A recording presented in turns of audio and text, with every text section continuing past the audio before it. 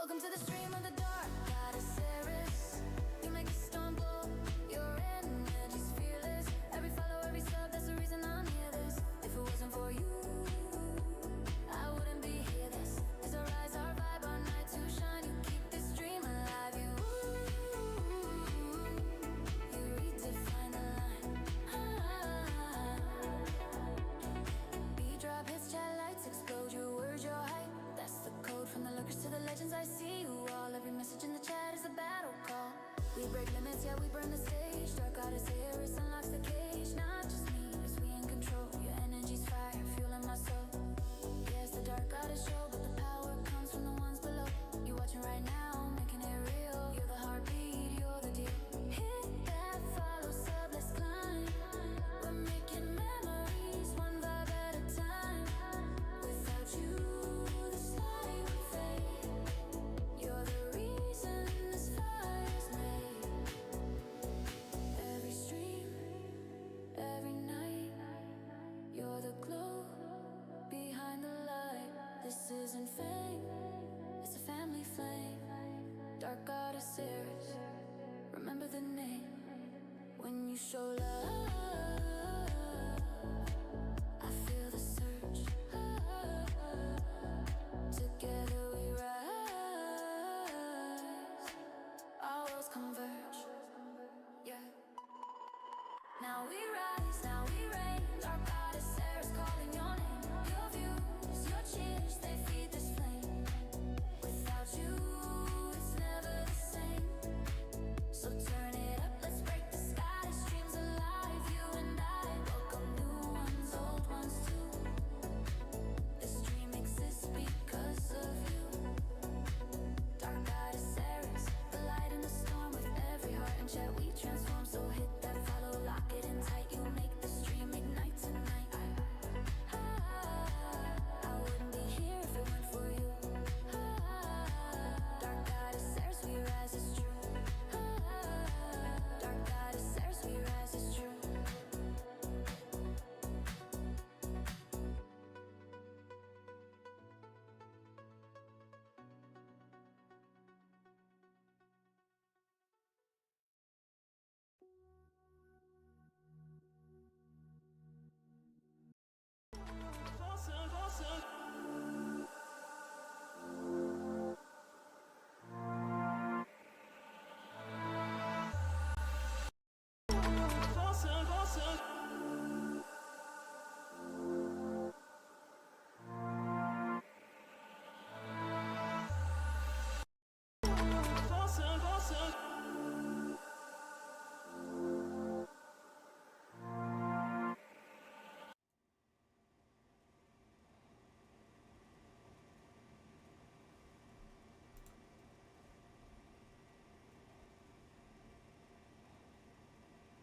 Hello everybody and welcome to the chaos.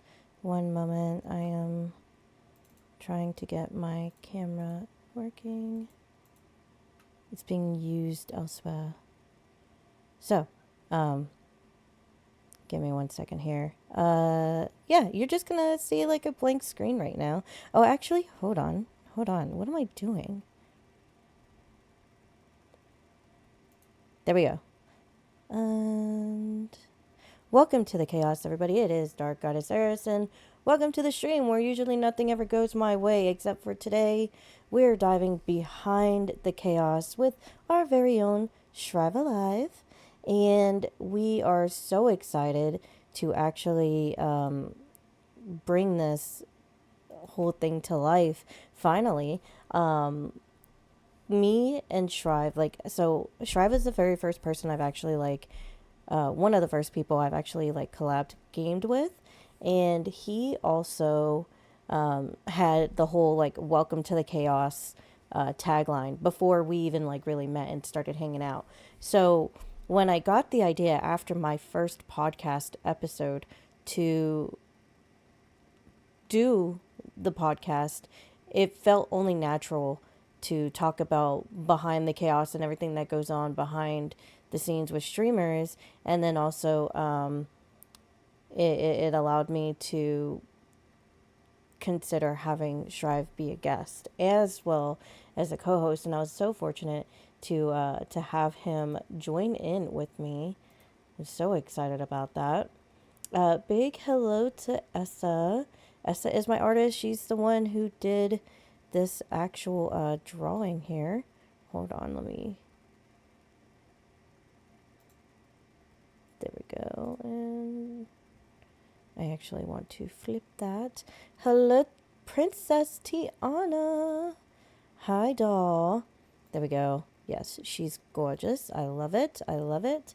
Yeah, any moment now, once Shrive is ready, we're going to go ahead and switch over to that. But I did want to just kind of prep everybody. I am turning off my alert sound, so I'm not going to really be paying attention to that. This is a podcast. We are trying to keep it PG-13. Swearing is allowed, but it's not like going to be the focus. We want to get to know Shrive and everything about how his channel and brand work and what he does to keep the chaos going. So, hold on. And I think Cal is planning on going live in a little bit too. So I'm going to have him pulled up in the background. Let me see here.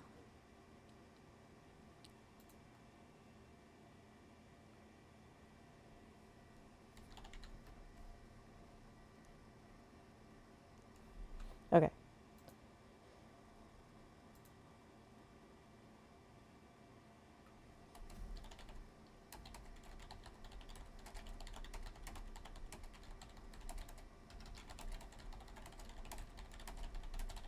Okay. So I'm ready for Shrive. I hope you are all ready. And I just realized my wedding rings are not on my finger. Hold on.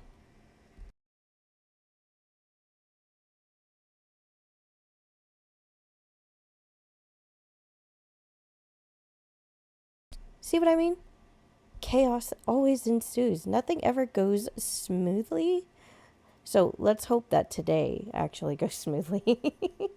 Because that is not what we want. So, oh, I don't have the camera on.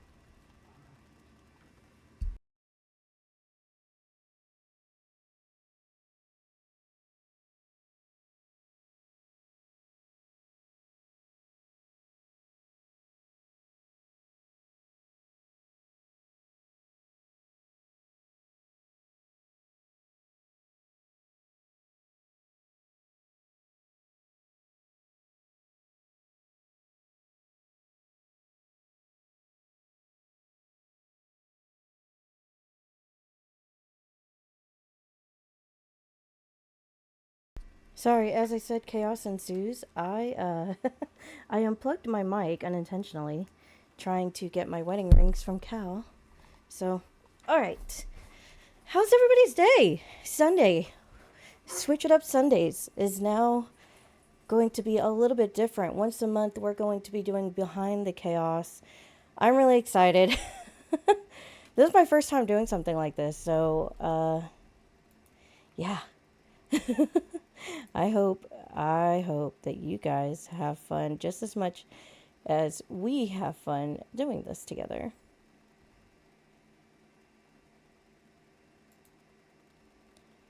And while we wait, I'm going to be right back.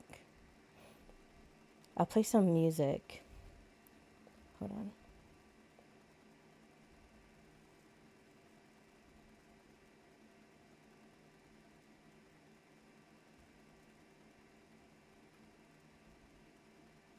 Actually, since you guys can't see me, I'll just stay right here.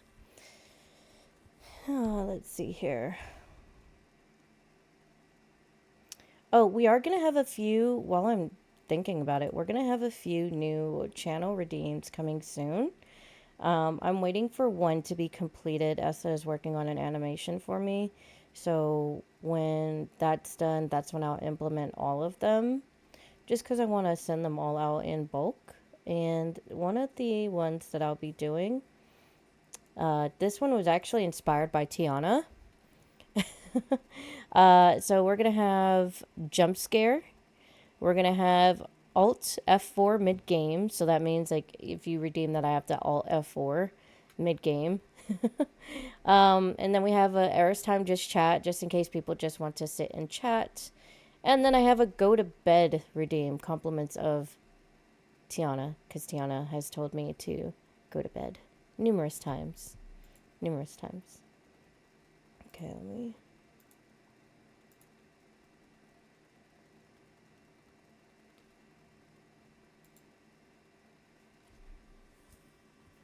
Get my questions ready.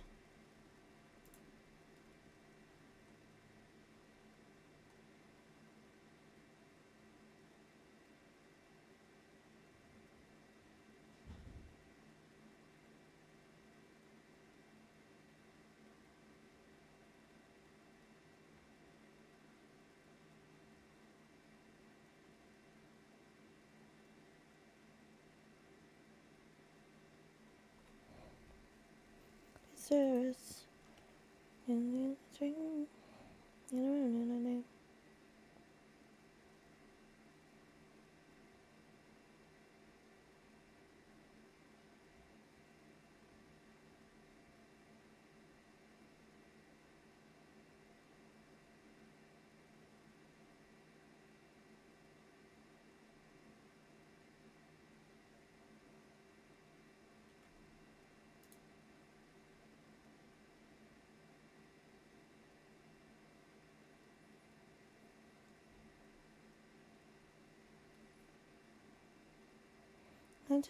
just want to treat my life. We put on the lines.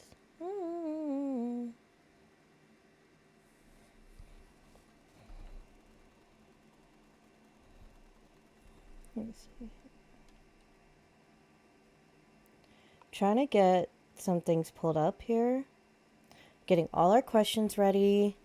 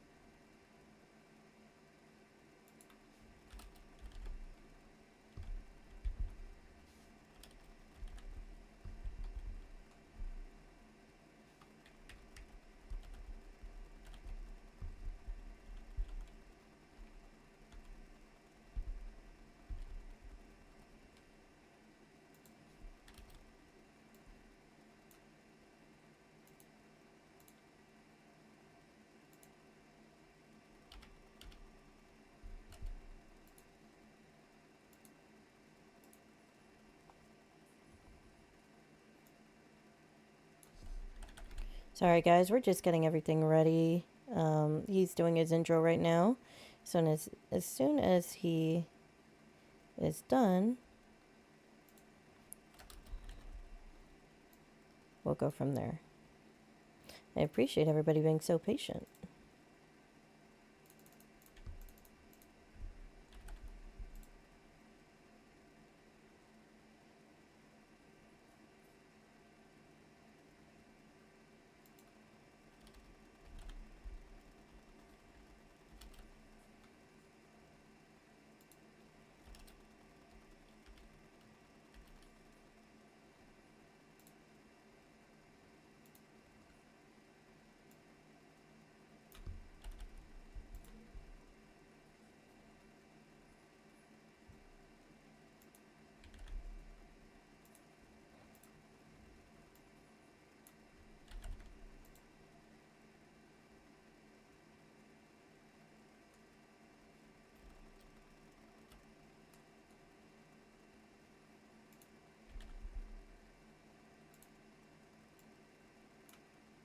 Hey, Tech, welcome in. Sorry, we're just getting everything ready. I appreciate it.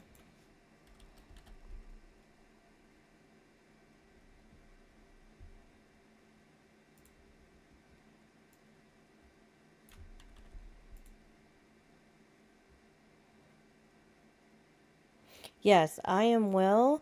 We're very excited to be doing this podcast.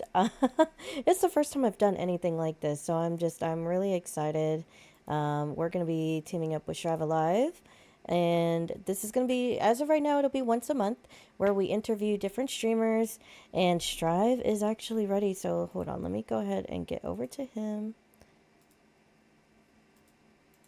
I'm gonna knock on his door.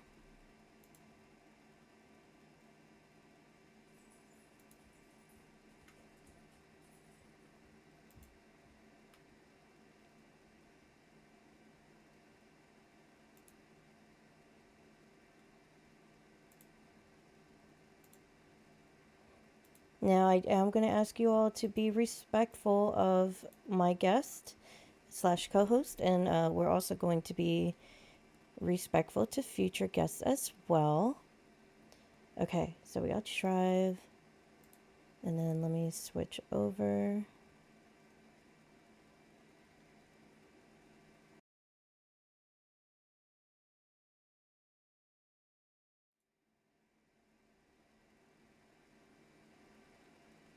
Let's move chat out of the way.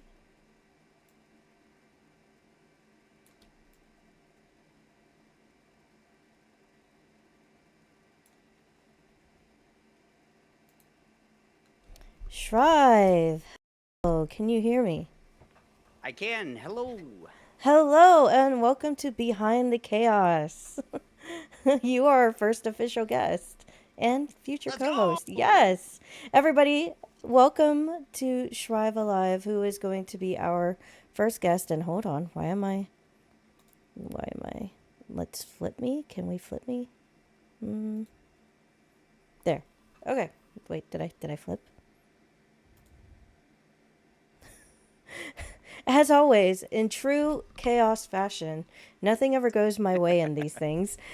So really quickly, guys, this podcast came alive after I did a podcast show with Afrofish OG, and I thought to myself, what would be a really great thing would be to talk to fellow streamers, and kind of discuss what it's like to be a streamer behind the chaos. Like, what is actually behind the chaos? Because everything is chaotic during a stream. No stream is ever perfect.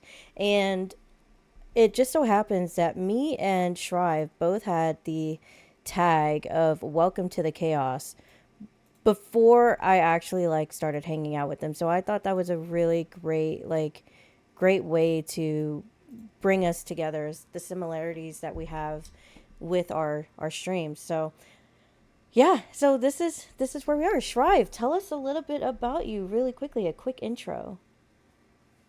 So, hello everybody. For those that do not know, I am Shrive Alive. I am a 34, 35-year-old. No, 33. I don't know. One of those. I'm a 30-something variety streamer. I play a bunch of different games. I'm not locked into one specific game. I absolutely love to just hang out with my community, and I am incredibly grateful for everybody that has followed. I'm still in awe of everybody that continues to follow and show up in my chat and just hang out, because apparently I'm kind of entertaining, I guess. I don't know. I honestly don't know why these people come back, but Yeah, I try to keep everything entertaining for everybody, and I kind of I'm sorry if this kind of goes into one of your first questions, but I want to kind of have my stream as a space where people can just unwind, not have to worry right. about their days. Just watch some idiot behind his camera, fail miserably at video games while making stupid commentary. So Which I think is kind of funny because you're all about the shenanigans, Everything that you do is getting into shenanigans. And really quickly to chat we are, as I mentioned earlier, we are going to keep the alerts off. So if you try to do an alert and I don't see it, it's because the main focus is to focus on the guest. We're swearing is going to be allowed. However, we are going to keep it as PG-13 as possible. And also, lastly, we are going to be respectful. If we see a question pertaining to like the actual show, we'll finish what we're saying and then we'll respond to the questions. We will take questions after at when we're done answering everything, and then we will also keep an eye on chat for like any non-podcast related questions, which we can, if you have any questions that are not related to the discussion, you can DM us, and that way, we're not making you feel like we're ignoring you or anything like that. Right. We're gonna keep a timer somewhere. I don't have a timer app. I should have got one. But let's get to it. Are you ready? I'm gonna grill you with some questions. Are you ready? Oh no. Oh no. Okay, Before you do, go ahead. I'm gonna set a timer myself, just for our Yes, that's true. sanity's sake. Definitely a timer on my phone. I could just do that. Hold on. I'm not looking at my phone. I normally don't, which drives my sister I crazy. normally don't like to either. Yeah, But it drives my sister crazy when I don't check my phone. Okay. I set mine for 2 hours. I doubt we're gonna need all that much, but Who knows? Might have a great conversation. So, all right. First question. Okay. Tell me about your brand and how it was created. Where does Shrive Alive come from? so as many people know, and most people in my streams know, and for those that do not know, I served in the Marines from 2010 to 2015. And during that time, we had this program for when you go out into town, maybe have one too many drinks. We have this Arrive Alive program. It's a little card they give you that you can give to Mm-hmm. a taxi driver or what have you, and they can take you to base for half the cost that it would be normally. You would cover the first half when you get to base, and Mm-hmm. the command would pick up the tab for the rest of it. I didn't really like to drink all that much because I just didn't like to. So I used to DD for everybody, Mm-hmm. and so everybody started saying, "Oh, let's use our Shrive Alive card this weekend. Let's make sure we have our Shrive Alive card." And it got to the point where I actually had business cards printed up and gave them out to people. That's smart. And so that's basically kind of where the name Shrive Alive came from, and it kind of stuck. So I thought, when I was starting my Twitch streaming, I was like, what? Because I was thinking what kind of a name. I obviously didn't want to use my IRL name. I wanted to Right. think of something funny, not really funny, but something short that's memorable Mm-hmm. and that people be able to. It's really easy to remember. But like, oh, okay, let's go to Shrive Live's channel on Twitch. It's not some ludicrously, because I've seen some of these usernames and they're like Like mine? 12. No, I've seen longer than yours. I've Oh seen longer than gosh, yours. wow. Some of these usernames have like 20 characters in the name, and so Oh, that's crazy. I'm like, nobody's gonna be able to remember that. You want your name to be memorable, and you know, or at least if it's a longer name like yours, it's at least memorable. Well, thank you. Yes, I To try. where it's like, oh, what was it? It was Dark Goddess. Oh yeah, Eris. And then so they can just go to your. I mean, yeah, English is hard. I say that all the time in my streams too. Um, but yeah, so Shrive Alive was basically kind of birthed out of that whole experience of just, I guess, caring for people, but at the same time not really wanting to drink either. So, um, that's kind of carried me through up until now. I think that's amazing. That's actually a really great story. We all have that one friend who plays DD for everybody, and we appreciate that because we don't want people to die because of poor choices. So having a friend that can Yeah. take care of that, that's amazing. And I mean, I've actually lost people to that kind of thing, so Yeah, it's so have very I. personal Same. for me to, it was very personal for me to take on that responsibility, and I was like, absolutely, I'll make sure you get home safe. I think that's great. And And actually, Disguised Agony in the chat says that he enjoys when the streamer has a meaning behind their name. So I think that's really good. I think that resonates with chat a lot. So yeah, if you could describe your stream in one sentence and keep it, grandma friendly here, what are we looking at? a streamer who doesn't know what he's doing half the time and is just trying to make everybody smile. I think that's a great way to describe it. So tell me, when did playing video games become, hey, I want to be a streamer? I'm going to be honest here. Agent Orange, actually, he's one of my mods, and he actually started streaming a few months before I did. Uh huh. And because I was watching him, he seemed to be having a lot of fun streaming.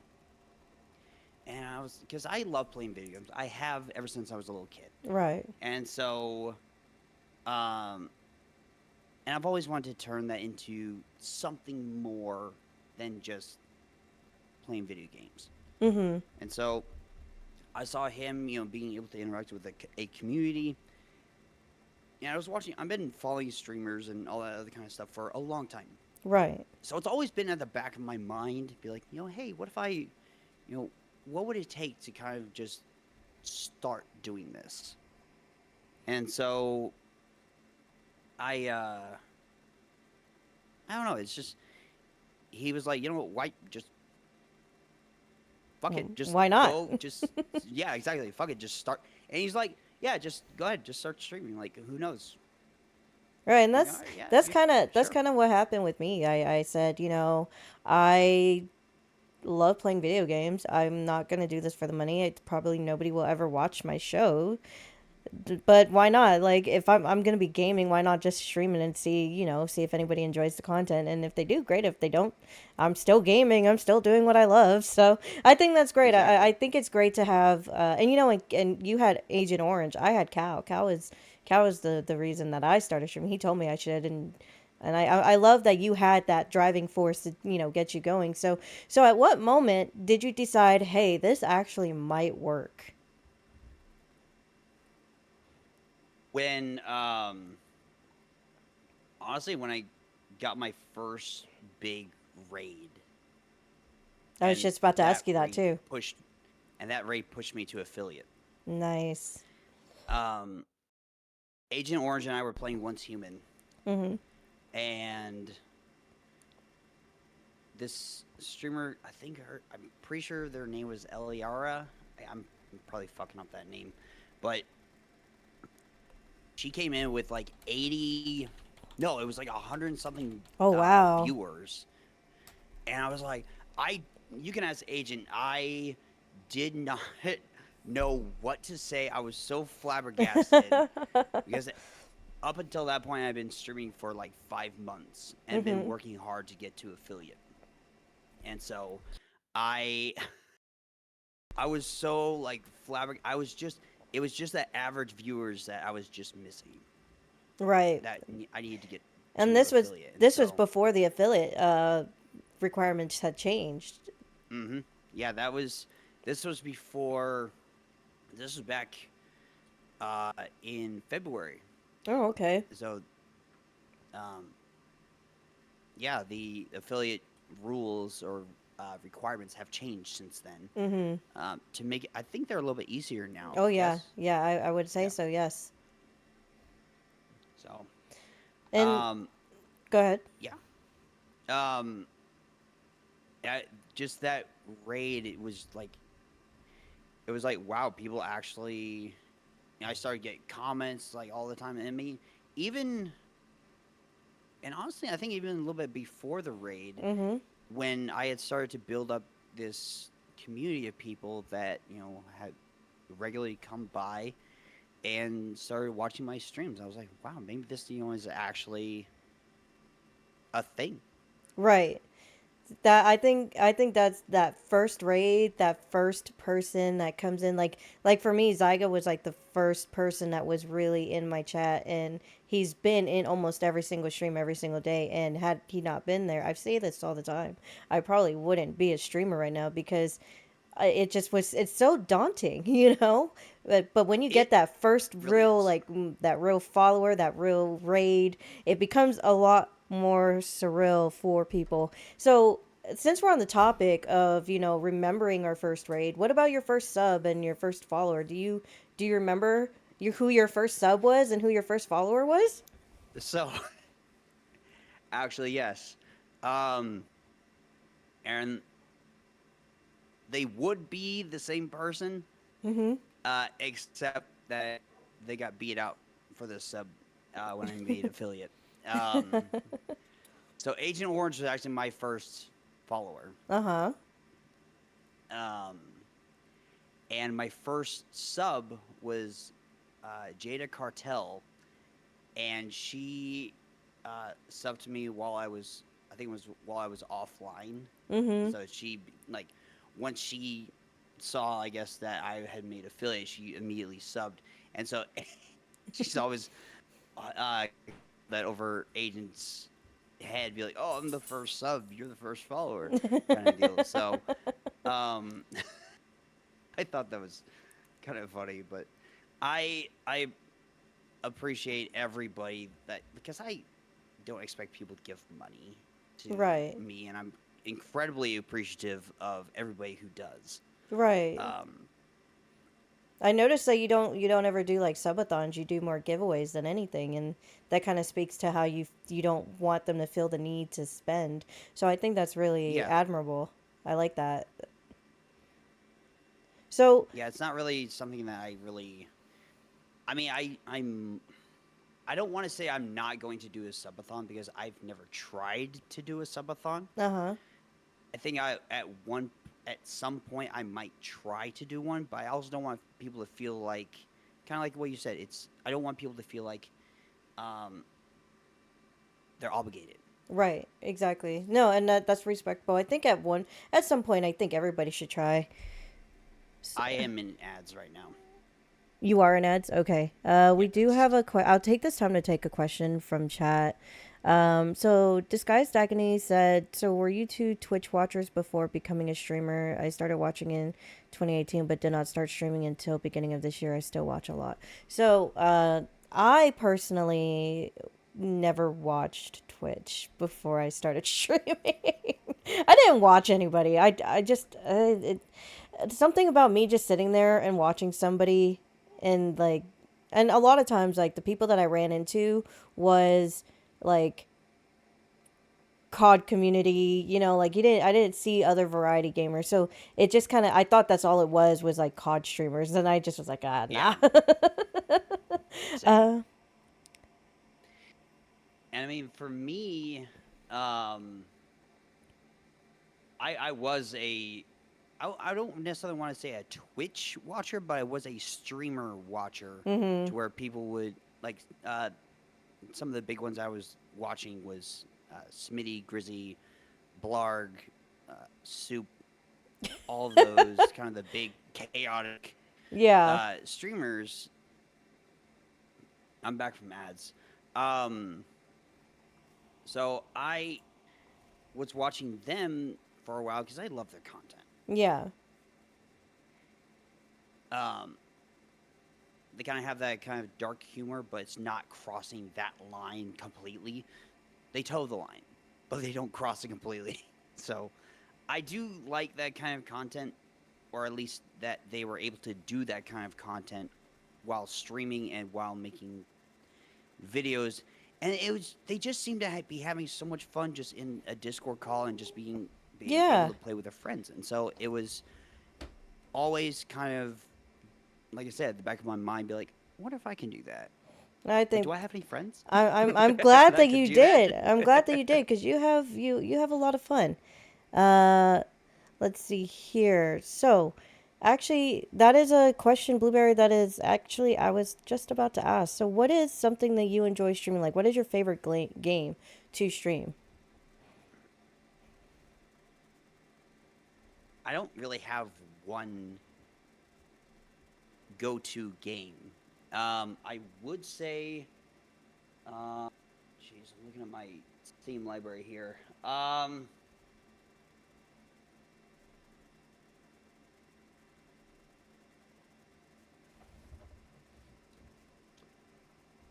Honestly, it's kind of just I like playing game demos at least just to try them out. Mm-hmm. Like when new game demos come out that interest me, I'll download them and then make a stream day of playing multiple game demos just to see how they run and see how they go. And I mean, a lot of the times I like playing games that are co-op kind of games where Yeah, where you could either collab.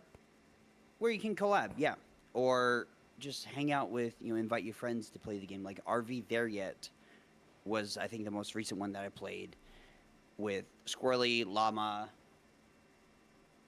and it was so chaotic. It was so funny because Squirrely was driving most of the time. I just was off, kind of doing my own thing, causing chaos and just Shenanigans, getting into shenanigans. yeah, pretty much. So, what is a signature bit or a segment your community won't let you drop? As in like a phrase or Just something okay. that sticks out to you the most. So there are a couple sound redeems that I have. I'm not going to touch on what they are. My community knows what they are. That they love to play for me. Mm-hmm. Um, and there's also uh, the "It's always Shrive's fault" Yes. that actually I that was. actually I can't remember exactly how it came about. I think it was like a progression of things where I would screw something up. I think it was either in game. I think it was usually repo, where I broke something that somebody was carrying, or I dropped something, or I fell into a hole, or something like that. And so people started. I think from that buildup of events, people will probably start to To blame you. kind of blame me. So that's where the always tries fault came from. So, do you enjoy collabing more, or do you like doing solo gaming more? Or just not even gaming, like if it's something else. Like for example, some days I do art streams and I talk, I do just chatting, and then some days I do collabs. Like, do you enjoy doing collabing more than you do the other? I do. Well, it depends on honestly how most days I'm feeling like a collab would be great, but some days I feel like just running a solo, just kind of a cozy game. Kind of like there's a a game called Stone Simulator where you literally just are a rock. It's a beautiful game, but you're a rock, and Mm-hmm. obviously, at being a rock, you can't move, and so all these events happen. But it's a good game to play or good game to have running when you're doing like a just chatting, kind of day or Right. things of that nature. There's some days you just feel like kind of keeping it mellow. Yeah, no, I completely Keeping it understand. chill, yeah. Exactly. The chaos So, needs to be toned down a little bit. okay, so let's see here. I have another question for you. What is one lesson you learned the hard way on stream?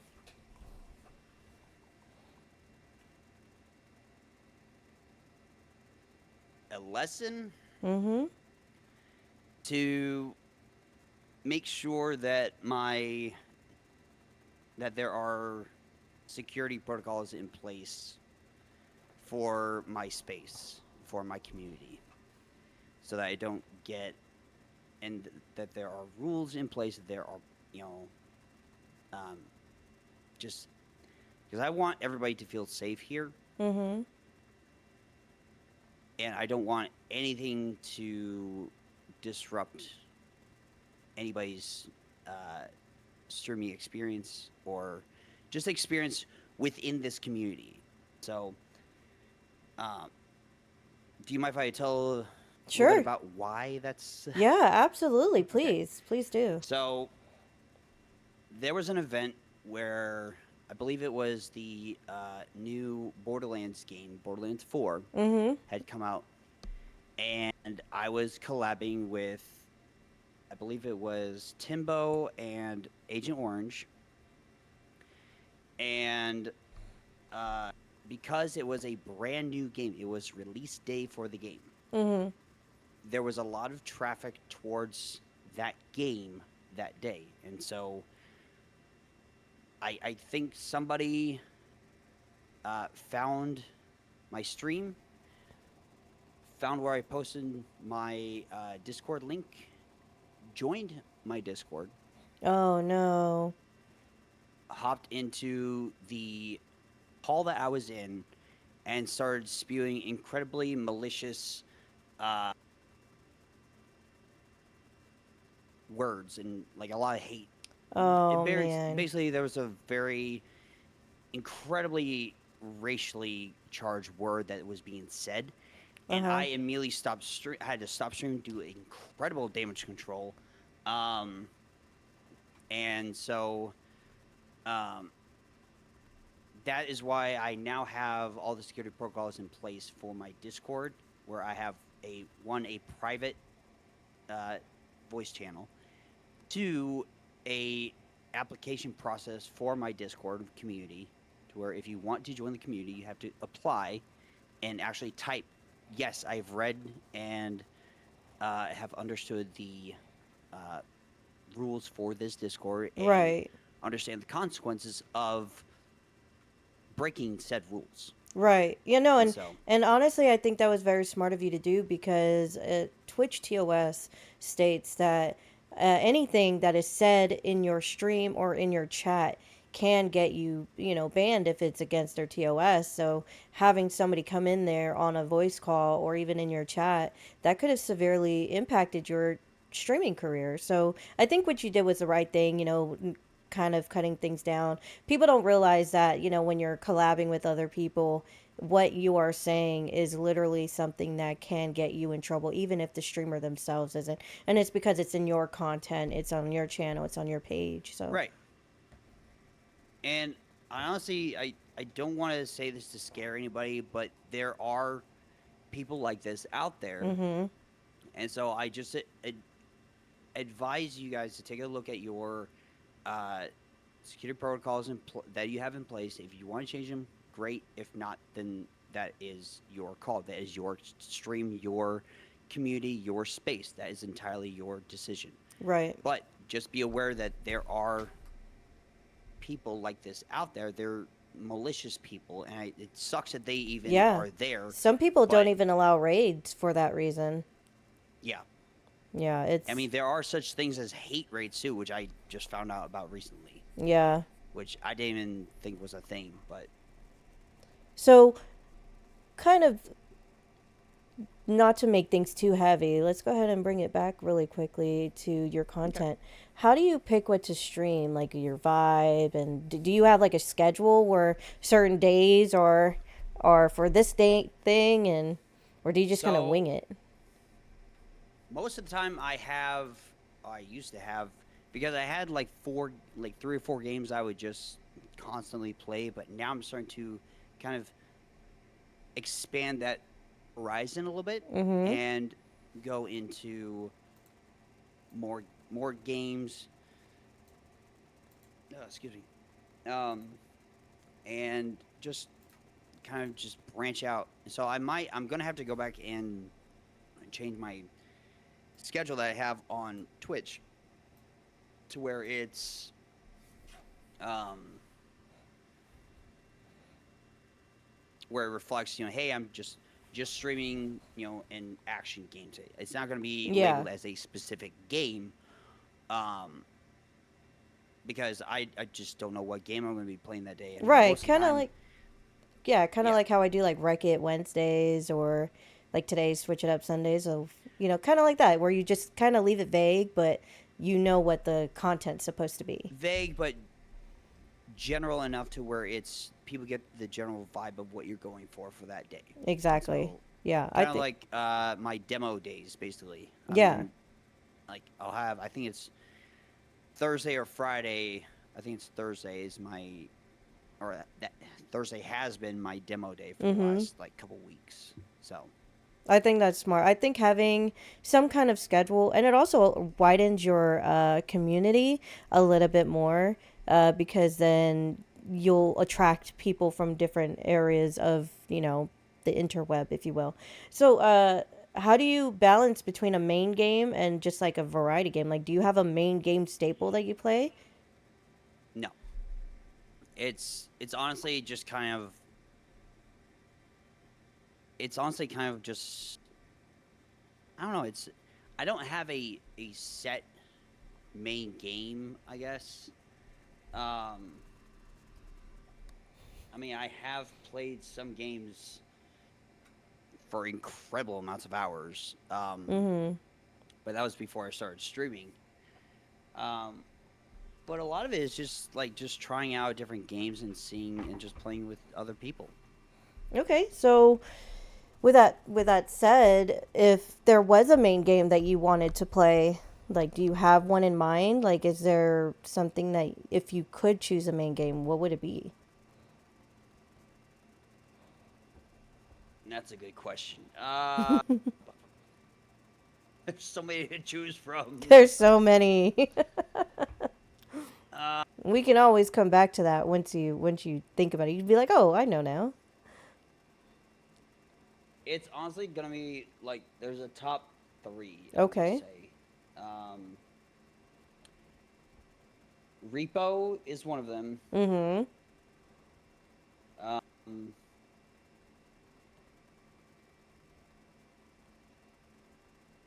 Once Human, and then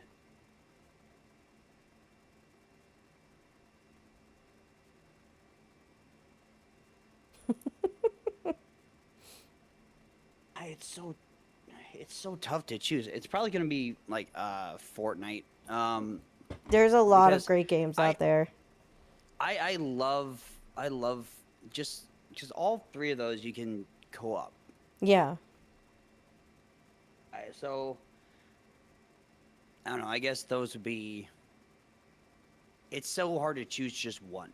Yeah, it really is, especially when you're a variety streamer, which Mm-hmm.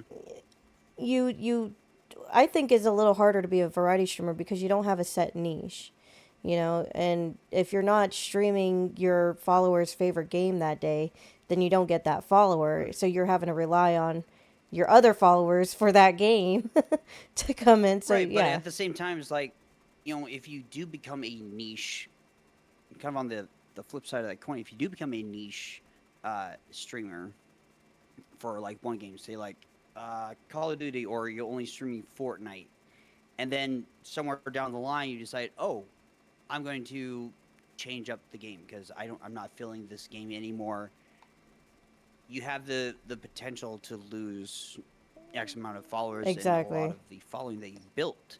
And Exactly. so me So being a variety streamer right out the gate is like, hey, he's gonna be playing a lot of different games, so we're here more for his antics and not the actual video game. yeah, that's true. That is true. So where do you find new viewers lately? Like, how do you get those new people to come in? Is it just through collabs, or do you use other like social medias, or? So I post clips to TikTok, Mm-hmm. and I'm also, at least I try to post clips to TikTok when I can. Um, when I can. And so, but a lot of it is just finding the right tags to put for your stream, your title. A lot of it also has been because a lot of people have found my channel through veteran, the tag of Oh, okay. veteran. Just being veteran. Yeah, and so I mean, because I ask, when I see a new chat, I'd be like, hey, how'd you find me? Were you just, looking on Twitch and, searching for the game, and I just happened to be one of the ones that popped up. Sometimes and actually, a couple of my most recent ones said yes. That's how I found me. Wow. And so, there was a couple of people from that I got from just searching Enshrouded, and I was playing Enshrouded that day, and so And they found you. dropped me a follow. Yeah. That's great. I love that. I think it's so good. Like a perfect example, when it was originally Cal, but when I also started playing, even just for a brief moment, Hollow Knight. Like it's insane. Like the game is not a new game, not like Silksong is, but just one episode of Hollow Knight brought in people that I've never seen before. So people are looking for certain things, certain tags. So you're absolutely right about that. So you mentioned clips though earlier. How do you craft, or do you craft like specific moments for those clips, or do you just think, hey, I think this might work, put this out there? So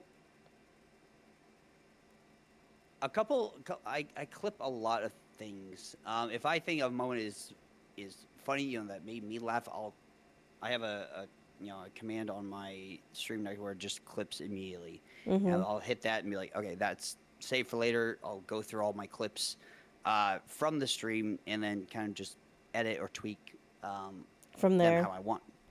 And I also use this website called Nexus Clips that basically uses AI to kind of search the VOD, and you can give a prompt, be like, hey, search for key moments of this stream for this game, and then it'll come up with probably 20 or 30 clippable moments throughout that stream, and it also listens for when you say, hey, clip that, and then it'll, when it does go through the VOD, if you say clip that, it'll, from the last, I think, 30 seconds or so, it will make that clip. Oh wow, that's interesting.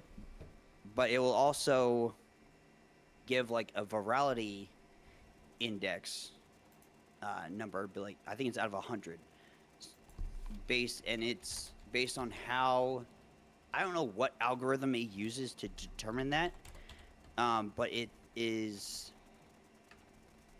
it gives you a number on how likely that particular clip is to go viral. Huh. I might have to look I've into seen that a couple of because my I've clips that have a higher virality index. I'm like, that's not really that funny. really, I'm horrible at making sure that I do clips. Like honestly, most of my clips come from like my collabs with you. Like Oh, honestly, really? yeah, I'm horrible at doing clips. I'm so horrible at it. So let me ask you this, because we've talked about collabing, we've talked about content. You are a streamer who's very big on his community because of that. You invite your community into a lot of the games that you play. Especially when it comes to repos. So if you could describe your community in 3 words, what would they be?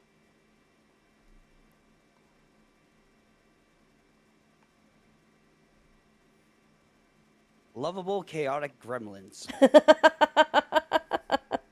I think that's a great way to describe them. I've seen your So I've seen your I chat think that's firsthand, so I would have to agree with yeah. that. I think we can agree that they all love Shrive. So so now that we know that your community, your day ones and your avid watchers love you, how do you get your first time chatters to feel safe in your chat, or to feel like they can actually be a part of your community? So I I usually run the program Stream Avatars, Mhm. and in one of the settings you can be like everybody in chat.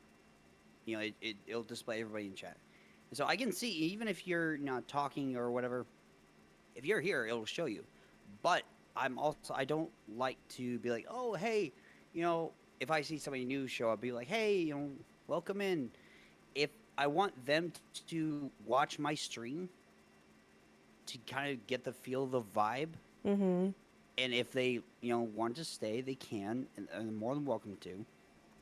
And to see, hey, this guy's kind of funny, or I like the feel of this stream. I like the feel of this space because I want You people want that it to be feel organic. like lurking. Yeah, I want people that uh, want to feel like they're lurking, not to be called out, more Right. or less.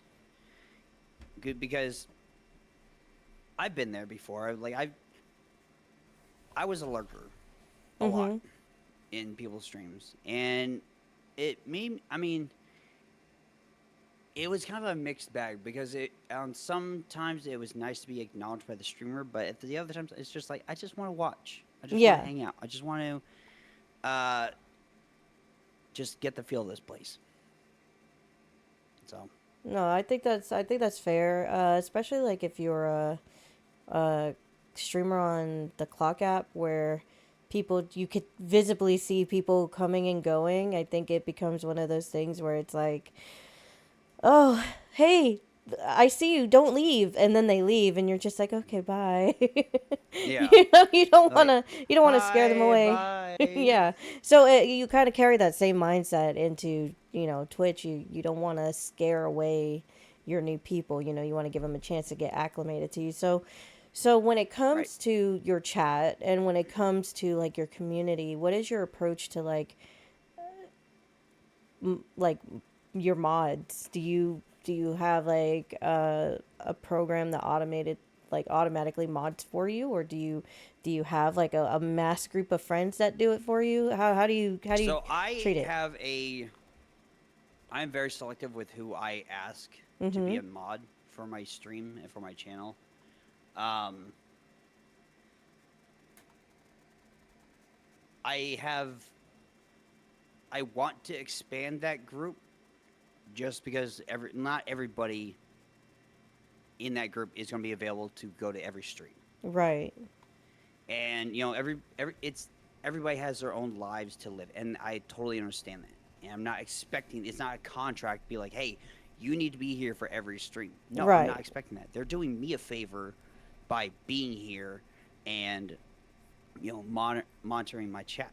Right. And so I just want to basically I want to be I'm very selective about who I ask to be mod. Um, I want to just it would be somebody that I've known for or have collabed with for a while or have I like the vibe of their channel or whatever, and it would just have to be somebody I would need to have known for a long, long time. Right. Like a couple of my mods are Chicken, Agent Orange. Both of these people know me IRL, and we actually live in the same state, um, and have known me for at least 10 years.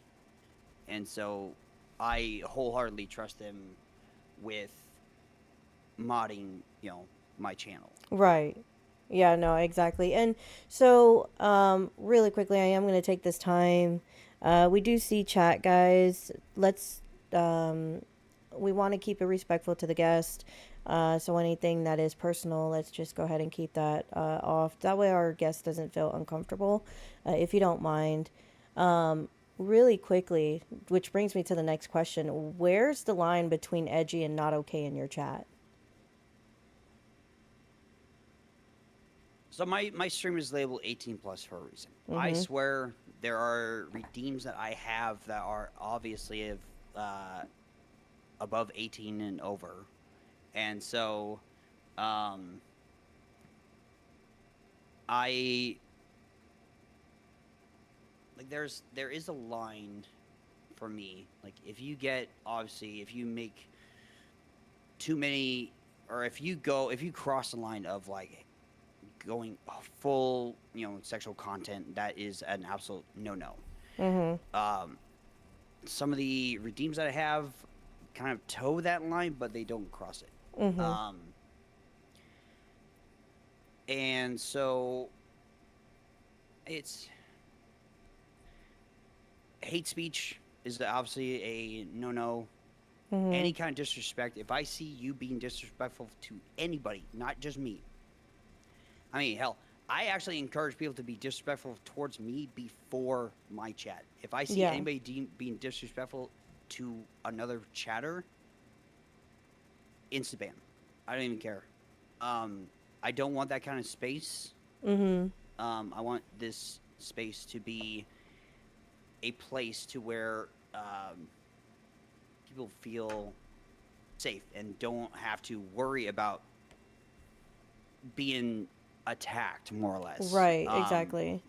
from anybody else. You want them comfortable.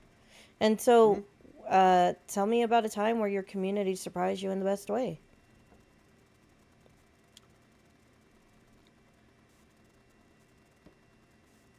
I can't. I think it was during my kilt, when I was doing the kilt stream. Yes. Um, I was getting clips left and right because I kept seeing clip, clip, clip. Um, and it was funny because during that stream I got into my head that hey, if people donate bits, I'll get up and do a little silly dance. People picked up on that really quick and started to donate. People would donate just one bit at a time just to have the notification go, because every time the notification went, I would just get up and start doing the dance. um, and I didn't realize like like I just thought it was kind of funny because I gave everybody entertainment, um, for just something little like that. Yeah, no. And Uh, I'm incredibly appreciative. Like I said before, I don't expect my community or anybody for that matter to give me any amounts of money. I'm yeah. just happy to. My goal for my stream is to, when my stream ends, is that you at least laughed once or smiled once during my stream. That is my goal. Honestly, and I think you do really well with that. A lot of your content is really entertaining. And honestly, chat agrees that the idea of dancing in your kilt when you got a bit, that was a genius idea. And you see a lot of streamers do stuff like that. Where like, hey, if you do if I get a bit, no obligation, but if I get a bit, or if I get a sub or a new follow, I will do XYZ. Like, we go through great lengths to entertain everybody, And so Yes. I think that's really great, and it goes to how you keep your community engaged. Do you Yeah. do I am you in ads really quick though, Oh, so you if are you in ads? want Okay. to, yes. So, chat, I will start ads in like 6 minutes. I will take any questions for Shrive, if you like. It'll come through on my Also, end. Yeah. chat, we do see you. We're not ignoring you guys. Yeah. I have chat notifications turned off, and also all my sound, all the redeems that I have that are sound or that have sound, I turn those off as well, just for this particular stream. So Yes. Same. we do see you guys. And this is going to be a once a month kind of thing. Shrive is actually going to be our co-host on this show, so we're doing this first episode as a way to introduce him and what the show is going to be about. These are going to be the questions that we ask. We do have a Yeah. question though, however, from Unholy K. What was your best moment that you have had while streaming? That's a great question. Oh, that's. I've got 5 seconds, and then we can address that because I want everybody else to hear it. Yeah, no, I think that'd be a good idea. All right, I'm back from the ads. So, we did have a question in chat. What was your best moment that you've had while streaming? There's been a lot. Um, I think any time that my just that I get, because there have been days when I'm just streaming just a single player game and my chat comes through and just gives a bunch of fucking subs. I'm like, why? Why? I'm not doing anything today. I'm just playing a game. Why are you guys doing this to me? And they have made me emotional with the amount of generosity that they have given to me in the past, and I am every bit grateful for everybody's generosity. And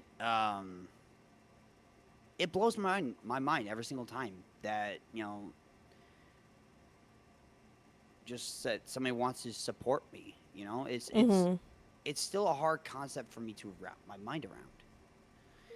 And it always, I think that is um, one of the best moments that I can ever have while streaming, just in general. Like whenever it happens, that's one of the best moments.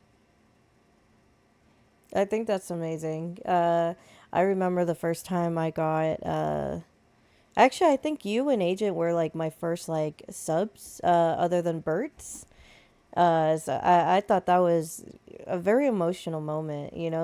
You have those emotional moments that as a streamer you never ever forget. And that first sub, that first bit, those are always going to be, like you mentioned earlier, the first big raid. My first big raid I had was with by Average Girl Gamers. Average Gamer Girl. Really? Yeah, yeah. She rated out to me with like 50 people. She's amazing. If you don't follow her, I love her content, yeah, by the way. she's amazing. She's so, I didn't know you followed her. I Hmm. found her on TikTok, and she's just so Same. energetic. I love her so much. And I was doing we were both playing Dragon Age Origins at the same time, and she was trying to get me to affiliate, and she had rated me with like almost 60 people. And That's incredible. I did not make affiliate that day, but it meant the No. world to me. It meant the world to me. I was like 0.1% away after that raid. Oh Yeah, it no. was crazy. It's all like, oh, y'all want to support Lil me. Yeah, exactly. Exactly. Exactly. So, really quickly, obviously there's a lot that goes into streaming. There's a lot of technical difficulties that we experience. There's a lot of setup that has to happen, making sure your background looks right. Like right now we see Halo in the background, which we get big love to Halo. We love Halo. Yep. What part of your setup is the biggest impact that viewers don't notice? The set. I think. Well, I think for at least those that do not stream, I think it's just the amount of time that is done off stream Mm-hmm. to make sure that everything either looks right, is running right, even if it's for that little bit of time that you are working on it. And I go in with the expectation that it's probably going to break before stream or during stream anyways, and so it's more just kind of just the amount of the clipping that you do post stream, the edits that you're doing post stream, and a lot of just the setup, making sure your overlays are looking good. Right, yes. A lot of the just the like I said, just the technical. I always have technical issues. Right. I always do. It never ever It fails. never goes wrong. It's always that I way. I always either start with a muted mic, and I don't even notice it until somebody in chat tells me. Same. Or sound is coming through. There's always some kind of technical issue, Yes, yeah, and same. so And that's yeah, that's I think that's where you and I agree so much on, because like I was just saying, like as we were getting ready, that my streams never go my way. Like I was panicking, I was late, like something always happens. And like you, I, yeah. I always start muted, because you don't want people to hear you like accidentally like cursing and wondering why you're even streaming while you're getting Well, it's set not even that. I up. just don't want them to like hear my keep typing or and yeah, like I usually curse, be like, what the fuck? Like if I had my mic on like before before I hit the go live button, you'd probably hear a few variations of that phrase at some point. So, okay, we all And know. yes, I also mute myself Yeah, stream somehow, too somehow, somehow. yeah. I've seen you do it too. So let me ask you Hmm. this: what when you started out as streaming, what was more important to you to make sure that you had right first? Was it your audio or was it your lighting? Like, what mattered more for you, and why? Audio. Audio. Then honestly, I think that's fair. Like, Audio yeah, because yeah, your picture can always, I mean, your picture and audio can change. But there have been more times than I can count that I have watched somebody's stream, their cameras and their pictures kind of pixelated, but their audio quality was still good, yeah, and I'll still stay and watch. But I can't tell you how many times I've gone to somebody's stream and their audio is glitchy. It's kind of, it sounds like it's kind of like in a blender, or like yeah.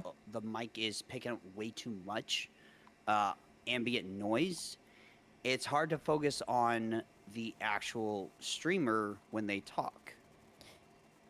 So, See, and I am in an ad break, but I'm gonna go ahead and still ask this question for you so your chat can hear it.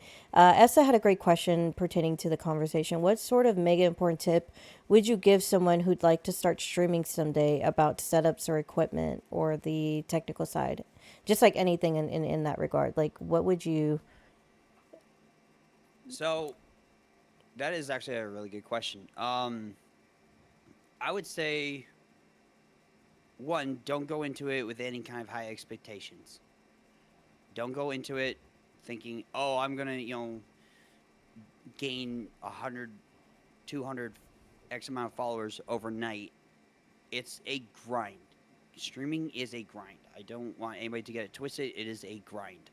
Um, and it's a lot of work, both on stream and off stream, to uh, to do something like this. Yeah, so like it And would you recommend like any actual like tech advice for them? Like anything that they should start with?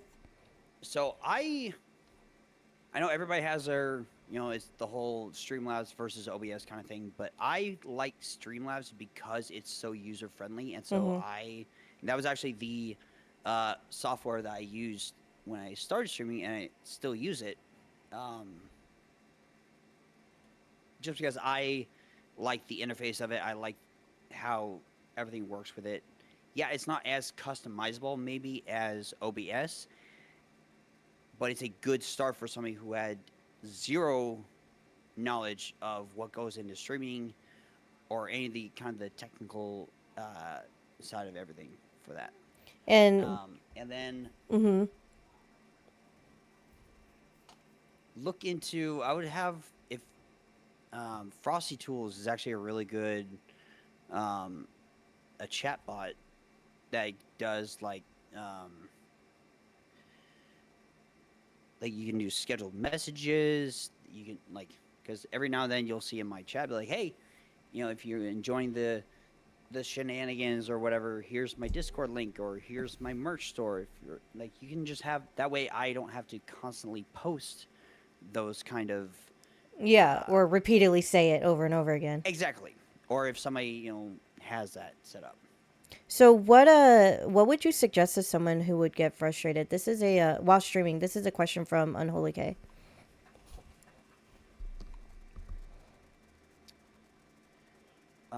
What would you suggest to someone who would get frustrated? I would say like it, because I get frustrated with it's more like I get frustrated with the technical side of streaming than anything. But at this point, I've kind of just accepted it that that's a part of Yeah. the stream, more or less. And so with that acceptance comes just a lot smoother. But like, okay, hey, I'm not gonna let it get to me. This is likely gonna happen, so don't let it affect me too much. Yeah. But if you're getting frustrated with your lack of growth or anything like that, that's such a difficult question to answer because every streamer, every channel is so vastly different, and that's what I love about Twitch Yeah. is that or just the streaming in general is that I don't think there's one right answer for that in that aspect. Um, and it's more of just, and I think, well, a factor that might assist somebody would be being consistent, Yeah. having a schedule, keeping to that schedule, and making sure that schedule is posted on your Twitch page, everywhere. Your Twitch page, wherever you have social media that you want to have for your stream. Like I have TikTok, I have YouTube, I have Kick, I have uh, all the different apps. Minus the one with the big F. Um, I don't do that one because there's too much drama. Anyways, um, and I make sure to post, hey, this is when I'm going live. And my community knows when I'm going live. Even at the end of every stream, I say, hey guys, if you guys, love the stream, I'd love to see you guys back here. And then I'll give the date and time that Yeah. I'm going to be going live again. And so just being consistent, I think, is going to help curate your viewership and your community. Um, I'm not going to say it's going to grow. I mean, there's a higher potential if your community knows where you're going to be and at what time, they're more likely to show up. So, another thing that I would like to add to that, just for those who are streaming and wanting to stream, but feel that that pressure of not having any viewers, a very quick, easy thing that you could do is turn off your viewer count. Don't look at it, and talk to chat as if you have 100,000 people in your chat. By doing that, the level of your energy will change because now you're I yeah. I like that because I don't usually, like, I have viewer count on, but I don't usually look at it. I Yeah. usually keep it off. If you're like I just me, honestly forgot to turn it off for today. yeah. Um, If you're like me and sometimes it'll get to you, you just turn it off. Don't look at it. Hide it, yeah, out of sight, out of mind. But yeah. those are great questions, chat. So the next question that I have for you is, we've talked a lot about technical issues. How do you handle them Mhm. when they happen live on your show? So this has happened a lot, especially when I mean, even you've been there for when Yep. I've played Repo, and I'm hosting the game, and my computer decides to take it up or crash. I have to do a complete restart of the entire computer, Right.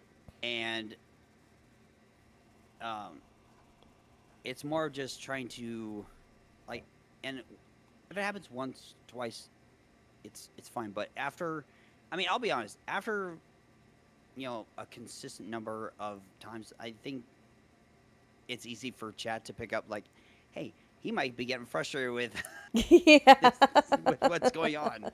So, um, it's something that I need to work on, and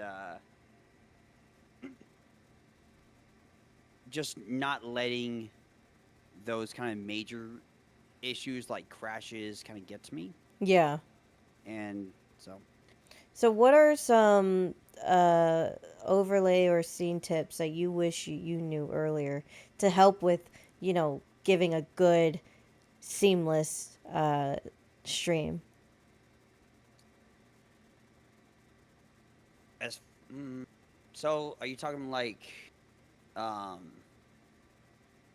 like the different like notifications that pop up, or So, like, in general, so like, sometimes I see like new streamers who have, instead of like having like an organized overlay, they have everything under the sun crowded in there. They have their stream avatars. They have, this one thing in one corner. They have chat covering their stream gameplay, and it's just all very like meshed in there. Versus, like, say with you have yours kind of separated. You have your stream avatar. You got chat on one side. You got your screen on the other. So it's a little bit more organized in that sense. Like, what kind of Like, is there something that you did or that you wish you knew that would have helped it seem a little less chaotic? So when I was kind of going through and building my overlays and all my kind of basically my stream, I was kind of looking at it from the point of view of a new viewer. If Mm-hmm. you pop into the stream and you have every kind of like what you said, everything under the sun listed on your screen, you're gonna be like, what's going on here? So just have it as I like to have it as minimal as I can, but still Mm-hmm. be entertaining if that makes sense. Yeah. Um, just don't. I would say not to just try to cram everything you can. I mean, if you want, you can have different scenes. Have uh, like my just chatting screen, I can have just this overlay here, and then on my gameplay screen where the focus should be on the actual gameplay, Right. you may not need that a certain element that you had on your just chatting screen. Yeah. So I Yeah. might limit, or it might be a better way to organize it. I don't know if I explained that very well, but No, I think that was great. um, Cause, and you don't want to bog it down too much, like you said. So, uh, speaking of upgrades and like making changes to your stream for the better, was there an equipment upgrade that you did recently that just changed the whole streaming experience for you? uh, so I I recently moved, and with that move, I was able to afford another monitor Nice. for my setup. So having another monitor, or just instead of just having the one gaming screen.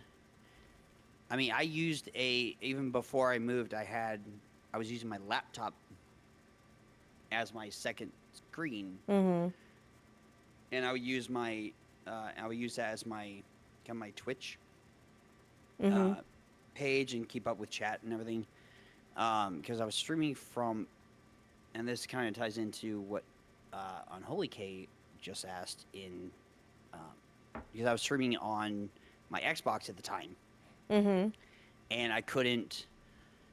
At the time, my laptop was and still is a 10-plus-year-old laptop, and so it can't really run a lot of Right. the newer games that I wanted to play.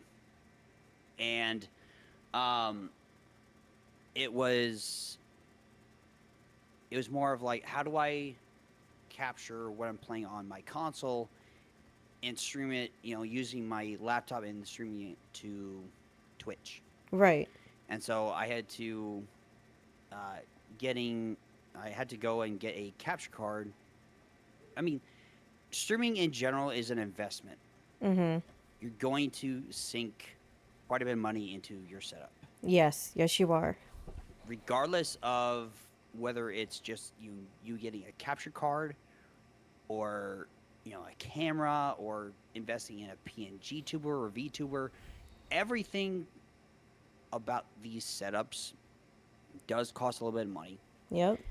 and that is honestly, I think, why I kind of was hesitant to start streaming, Yeah. because it's a financial investment.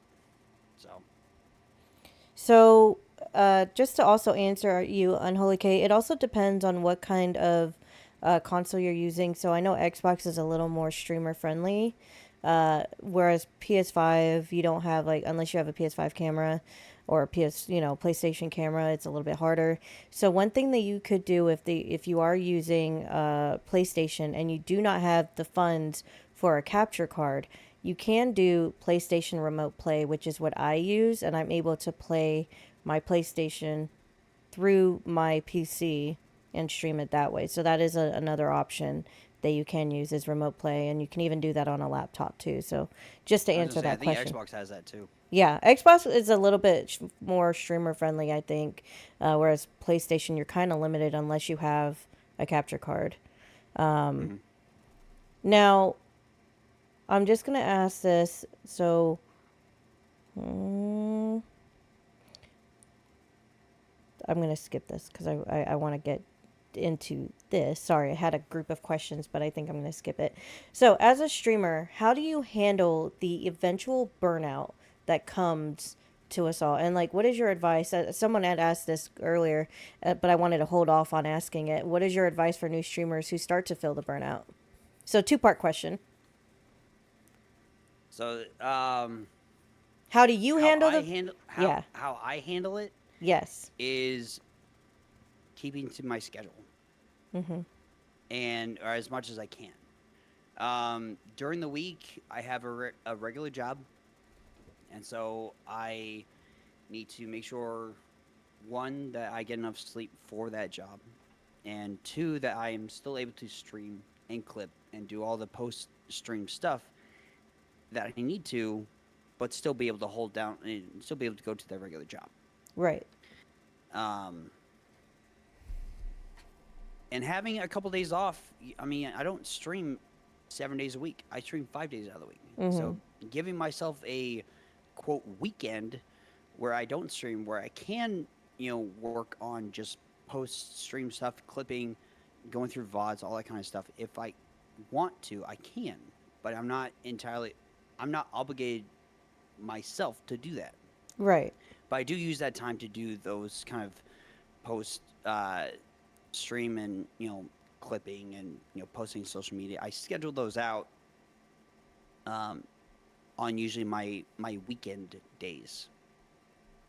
And then I believe the second part of that question was um, for new streamers, right? Yes. New streamers. Um, it's just basically just kind of the same kind of advice. It's just making sure that you leave enough time for yourself. Yes. You do not want to completely invest your mentality and your mental faculties into streaming because it will burn you out and it Absolutely. will weigh on you. It will um, become overwhelming at times. Mm-hmm. And so to making sure that you give yourself that time to just relax and decompress and not have to feel like, oh, I need to, you know, stream today or whatever. That I think is very important as well. Just to give yourself that, because streaming Exactly. for new streamers, because I remember when I was first starting out streaming, it stressed me the fuck out when Right. I would hit go live and be like, what if I don't do this today, or what if I how long do I need to be streaming for today, that kind of thing. See, and And to so go ahead. go Sorry. ahead. Oh no, I was gonna say to add to that. Curate your space. Curate how much of yourself you're actually giving to streaming, like your audience. You can draw that line. Like for me, my community is my family, but I do have that line where, like, if I need to rest, if I'm not feeling like I can stream that day, it's okay to take a day off. It's okay. Like, don't feel bad. Don't feel obligated that you have to stream. And Unholy, you had asked, what would you suggest for someone who can't really stick to a streaming schedule? So there's a lot of streamers out there who have medical issues, who cannot physically stream every single day. And then there are some people who just, because of, their job, or something happens, it's okay. I would suggest, if you can't stream that day, maybe pick another day that you could stream and just flip it. I mean, kind of piggybacking off of that, I usually post in my Discord, be like, hey, I'm not really feeling the stream today, but I will be streaming tomorrow. I just need a day.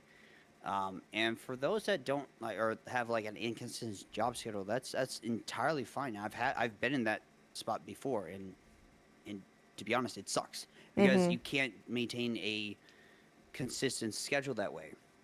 And so to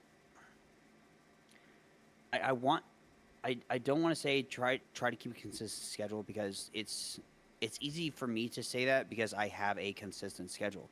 But for Right. somebody who is, you know, working in a job who might have, you know, fluctuations in their start and end time, Right. that's obviously not going to be possible. So I would just say just make sure that you're communicating with your community, with your Yep. space, that hey, you know, today I'm going to be streaming from this time to this time, or from on this day and this day, but not this day. Yeah, I think that's very smart. So without giving away too much information, I know a streamer who uh, has a set schedule and tries to stick to it and is consistently having to change their schedule because of health reasons. And that is okay. You have to tell yourself and remind yourself that it is okay. You are human. And you are doing us a service by being there for us in the chat, but we are also doing a service for you all by providing entertainment. And you, as long as we have that understanding with each other that we're human, we can't always be there. I think it'll make things a lot easier. Like there are people out there who will get mad at the streamer for not streaming a certain thing or for not being there during the stream, and you have to know that that does come with the territory of being a streamer. You're going to have a lot of people who demand things or who expect things of you, but it is Mm-hmm. your job to put down those boundaries and those groundwork. And sorry, I didn't mean to take over your question, but I Oh, just it's felt that it's that totally fine. it was And I important to think add that. even I mean even showing kind of piggybacking off the Mm-hmm. you know, the human part of being a streamer is just even showing vulnerability on stream. Like there was a day when I had like because um there was a time back in June Mm-hmm. when I was going through an incredibly hard time. And I didn't want my community to be like, okay, why did he stop streaming this week? Or, you know, why did he stop streaming? I wanted to give them an opportunity to see or at least to hear what I was going through. Um, and kind of understand at least where I was coming from in that aspect. Yeah. And And so I think being vulnerable to your community exactly. shows that, you know, you are human, you have emotion, you're Yes. not, you know, just this happy-go-lucky person all the time. Right. It Um, makes you more relatable. yeah, And MK has a great question that I do want to throw out there. But before I do, since we're on this topic, I do want to ask: was there ever a time where you just wanted to quit streaming, and if so, what brought you back to the streaming?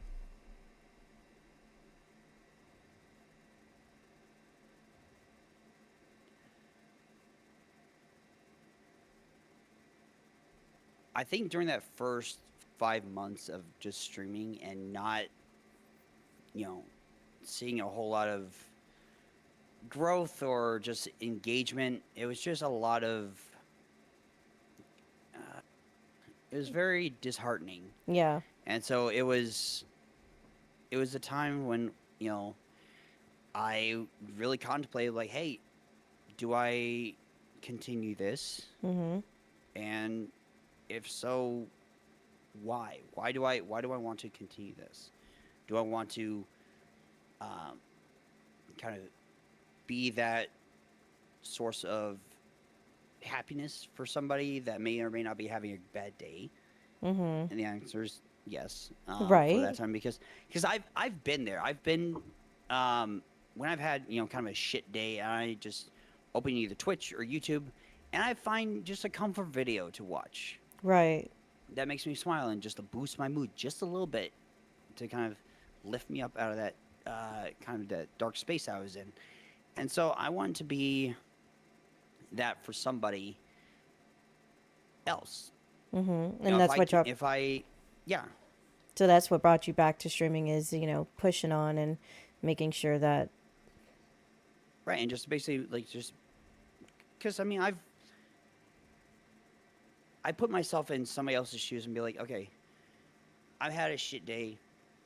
I'm gonna open Twitch and just out of all the people I follow, I want to go to Shrive's channel and just watch him being an idiot for an hour or so, Right. or 4 hours or so. So and so that's kind of been one of the kind of my drives to keep streaming on that consistent schedule. Is like, hey, if you are having an absolute horrible day, come home from work or you're starting your day, I want you to, because I stream early as fuck in the morning. Mhm. So people are either coming home from work or are waking up to go to work. Right. And so I want to be, you know, either the happy moment at the uh, laughable moment, at the end of their day, or the thing that gives them a slight better mood than, for them What to they start their yeah, day. to start their day. So MK asked, how would you weigh your desire to push growth versus your desire to just do your thing and have a good time doing you? So basically, do you how do you push? Okay, wait. Let me rephrase this. How would you weigh your I desire? Like, do you get the question? So I Like, think I know yeah, what he's. I think I know what he's trying to ask. I at first when I first started streaming, I have the mentality of like I want to grow. I want to push for growth. But I found that didn't really bring me happiness as a streamer, yes, and thank so you. I found that just being myself and just streaming just to stream and have antics while either streaming with my friends or just playing a video game. Right. It's like I'll make stupid commentary if I'm playing a solo game. Like there was one game recently, like I think I clipped and posted to TikTok. It was me just playing this demo of a game called The Last Caretaker, and in it you drive this boat, and I was like, oh crap, I crashed the boat. I crashed the boat. And so, and then I was like, ah, shit. And I'm like, it's more of just like being able to laugh at yourself. Yes, I think people are going to be, I think pushing the growth is going to come naturally. organically. Yes. It's going to come organically without you having to push for it. If you push for it, that's great, but don't push too hard. Yes. Otherwise, you're gonna get disheartened. You're gonna get uh, burnt out and discouraged with streaming if that is your mentality. Oh, I have ads. Crap. You know what? I'm about to have an ad in about a minute myself. You want to take a Okay. quick hydrate break? Yep. Okay, guys, we'll be right back. We're gonna get some hydrates, maybe some snacks. We'll be right back.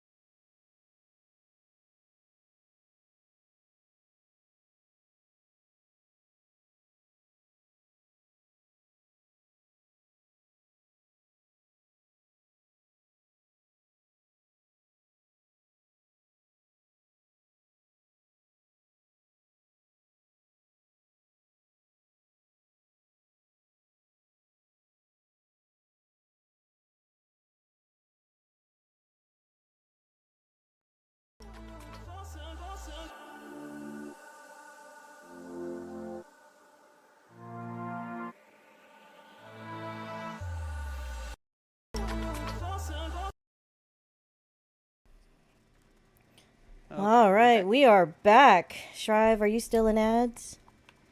Nope, I am Okay. out of I ads. think my ads have ended. I think. Okay, guys, really quickly, we were talking about um if oh, no, mine just started. It's okay. It's okay because Shrive is the focus. So I want Shrive to keep going. So, to continue the conversation about the burnout that you feel as a new streamer and Mhm. choosing whether to push for growth or just do you. Just to kind of piggyback on that, I appreciate you bringing that up because a lot of people when they go into streaming, like I have a friend who decided to quit their job and decided to do streaming full time. There's one thing that people as a new streamer you have to understand. If you have to remember why you are doing this. If you're doing this because you enjoy streaming, you enjoy playing the video game, that's perfect. But if you're doing this in hopes to become really big and join that top 10%, the Kais and the Mr. Beasts and everything like up there, you have to remember that it takes a lot of time to get there. They do a lot to get there, and this is a job essentially, and when you treat It's it not an as overnight growth thing either. yeah, it's not. One thing I learned from Ari Summer, who's also a partner on Twitch, she told me that she could be doing something completely else, like different with her degrees, but she chose to do streaming because she loves her community. Her community is her family.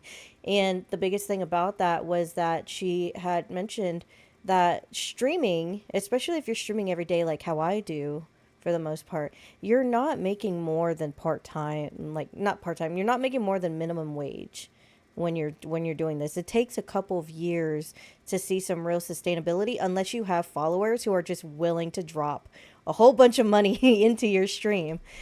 So just that you have to keep that in mind when you're streaming as a new streamer, that it's unless you have a platform outside of Twitch that has already been growing, it's not going to be an overnight success. It very rarely do you see that happen. There's some exceptions to that rule, but very rarely will you see that, especially with the saturated market that there is right now in streaming.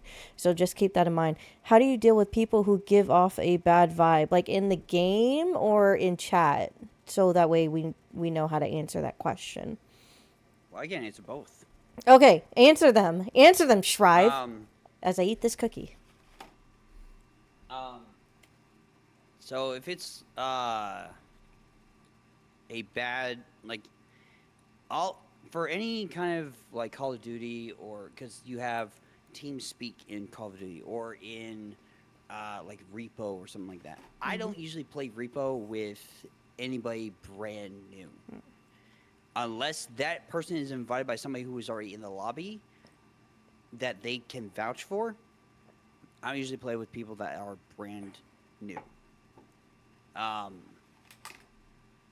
I and Decoy, I do see. I am going to be answer the second half of that question. Yes, um, but I usually have team talk either in uh, Discord or friends only, and it's not just everybody in the lobby.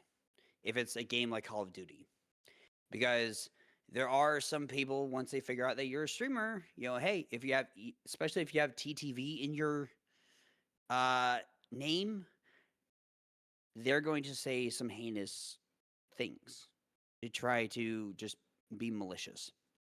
But um, to answer your particular question, Decoy, um, in chat, that's why I have moderators. And Yeah. I have my chat rules in place for a reason. And if somebody types in my chat, I'm assuming that they have already read and have agreed to by clicking OK um, at the bottom of those rules that, hey, you've accepted that this is what's going to happen. Mm-hmm. And these are the consequences if you choose to do X, Y, and Z. In this chat, I have rules in place for a reason. everybody's expected to read those rules for my community and for Discord, for chat, everywhere. And so I try to keep those rules basically kind of universal and unilateral across all my kind of uh, communities or areas. Gone astray, but they haven't gone astray yet. No, they are bad news. So that's kind of a gray. Yeah, that's a really great area. It's very It's a hard. really gray area because it's at one point it's like, hey, I they haven't necessarily done anything to break those rules yet, Mhm. but at the same time, do you feel comfortable with them in your space? I think that is the bigger question you need to Yeah. ask. And kind of like what Eris was talking about earlier is that you need to curate your space. This is your space. You as a streamer build your space and build your community how you want it to. So, if you want to uh if I mean, I have my rules set up like pretty clear cut and dry. Yeah, so for me, you can obviously tell when someone is just in there to cause problems and someone who may be coming across the wrong way. If you see that there is somebody in your chat that is known to be bad news, I'm very much in the mindset of giving people the benefit of the doubt. What may be bad news for somebody else may not necessarily be bad news for me. Um, a follower or a viewer is a follower or a viewer. You don't necessarily want to turn them away unless they have done something wrong to you. And thank you so much, Techno, for the bits. I do appreciate that. Thank you very much for the tributes. So it's really on you. The onus is on you on how you want to create that space. If you feel that, hey, I know this person's a bad person in other streams, I really don't want them, you can just, without them even knowing, you can just simply ban them or mute them or time them out however you see fit. If they are causing problems in your stream, then obviously you want to go ahead and give them the fair warning, be patient with them, and if they keep on, go ahead and ban them. Yeah. Thank you, Techno. I now appreciate it. now just to kind of bring it back to the questions that we have here, how do you protect your off-camera life boundaries in from stream? Like how do you keep that separate from your stream life? Um, just the basically just keeping everything just streamer versus IRL. Yeah. Mm-hmm. So, I am very selective about what I share Mm-hmm. um on stream. And because I mean, I most people know, I mean, even in my uh some of my bios on some of my socials, it says what state I'm in. Yeah. That's, I mean, this state is a big fucking state. It's, there's a lot of ground to cover. So, um, and especially with um, things like where I work, I'll give a general description at most of where I work. Obviously, won't say, you know, what company, uh, what position I have. I'll only say, hey, I work at, a warehouse. Yeah. Right. Exactly. And so those that I trust with the actual information, I will tell Mm-hmm. in a DM or in a private Discord call, Mm-hmm. or if I hop into a call and I know they're a streamer, I will ask, hey, are you guys streaming right now? Because sometimes I'll be at work Yeah. and they'll be in a call with other people that I also trust. But I'll ask, hey, is anybody streaming right now? And if anybody says yes, I will leave the call. Yeah. Because at work, people use my first name.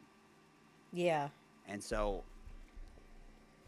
I don't want to accidentally dox myself by hopping into somebody's stream and then somebody, one of my actual coworkers coming by and saying, hey, Shrive, can you uh, help me out with this or something like that? And so it's more of just one of those things where I'm protecting myself. Yeah. Protect yourself. And yeah, and that's also why I'm very selective about what is shown in the background here. That's why it's just kind of all random Random stuff. stuff. There's no really identifying uh, things, because I've seen people do some crazy stuff with, you know, if they're in a location, you can be like, oh, the sun was at this, zenith over here, and so they're probably in this area, Yeah.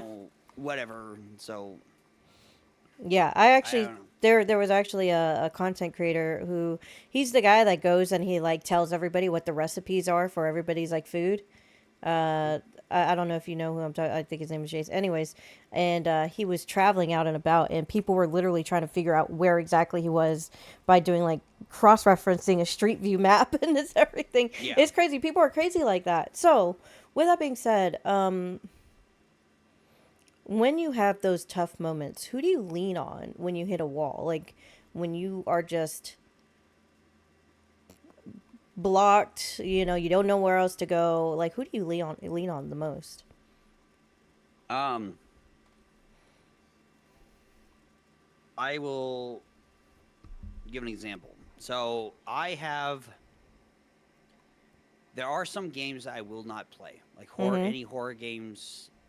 Okay, certain. So the back rooms, you know how it has those like narrow hallways and it feels like a maze. You can't really go anywhere. Yeah. That is, it elevates my anxiety to insane levels, and I only found out recently because I had to uh, take a break from. I was like, I'm done. I'm done with this game. I can't play this game anymore. And other people that were in the call with me could kind of pick up on like, hey, he's not having a good time. Um, Mhm.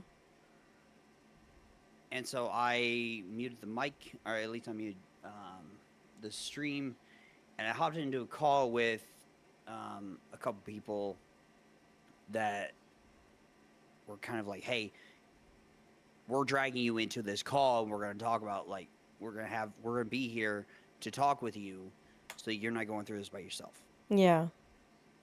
And so I'm very appreciative of those people. And funnily enough, a couple of them, I think both of them are actually mods. And actually, Agent Orange is another person who I actually called and was like, hey, I'm going through something with this game. I need you to, I need to talk to you. Yeah.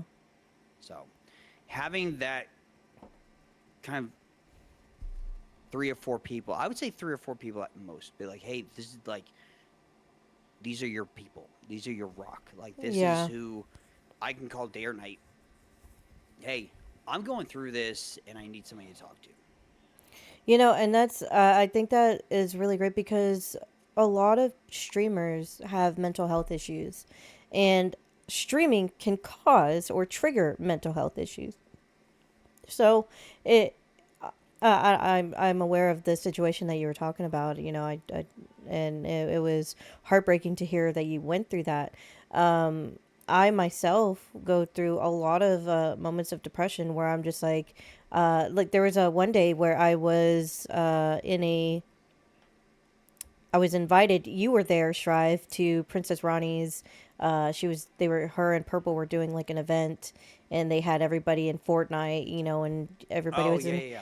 and they were trying to figure out how to set up a catered like room for battle royale, And it was just, there was so much going on that I ended up getting severely overstimulated, and I couldn't figure out what was going on. I was trying to get people to understand, like, hey, can we just calm everything down really quickly? And it makes me seem like a control freak when I do that, but I was panicking so bad, and I had to leave abruptly in a very rude way. Otherwise, I was going to snap on everybody. And streamers have those moments. It's a very real moment, and unfortunately those type of scenarios are very hard to predict when they're going to happen, and it's very hard to predict if it's going to happen live or if it's going to be with someone you enjoy collabing with, and if that's going to be a detriment to that relationship. So you being very forthcoming about that is very, very good. Now, to turn this around a little bit more to collabing, because I just mentioned collabing, what do you look for in a collab partner beyond their fun?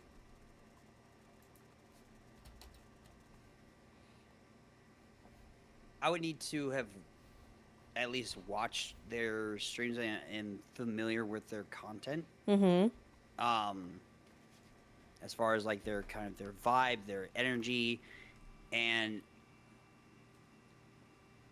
be like, okay, I want to collab with this person. If Mm-hmm. not today, or at some point down the road, it would be nice to do a collab with this person.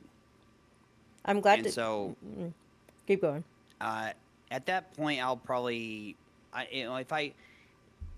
if I'm playing a game and they hop in my stream, if it's something that regularly hops in my stream, like, oh hey, hey, I noticed that you were playing this game earlier. Do you want to hop on and play?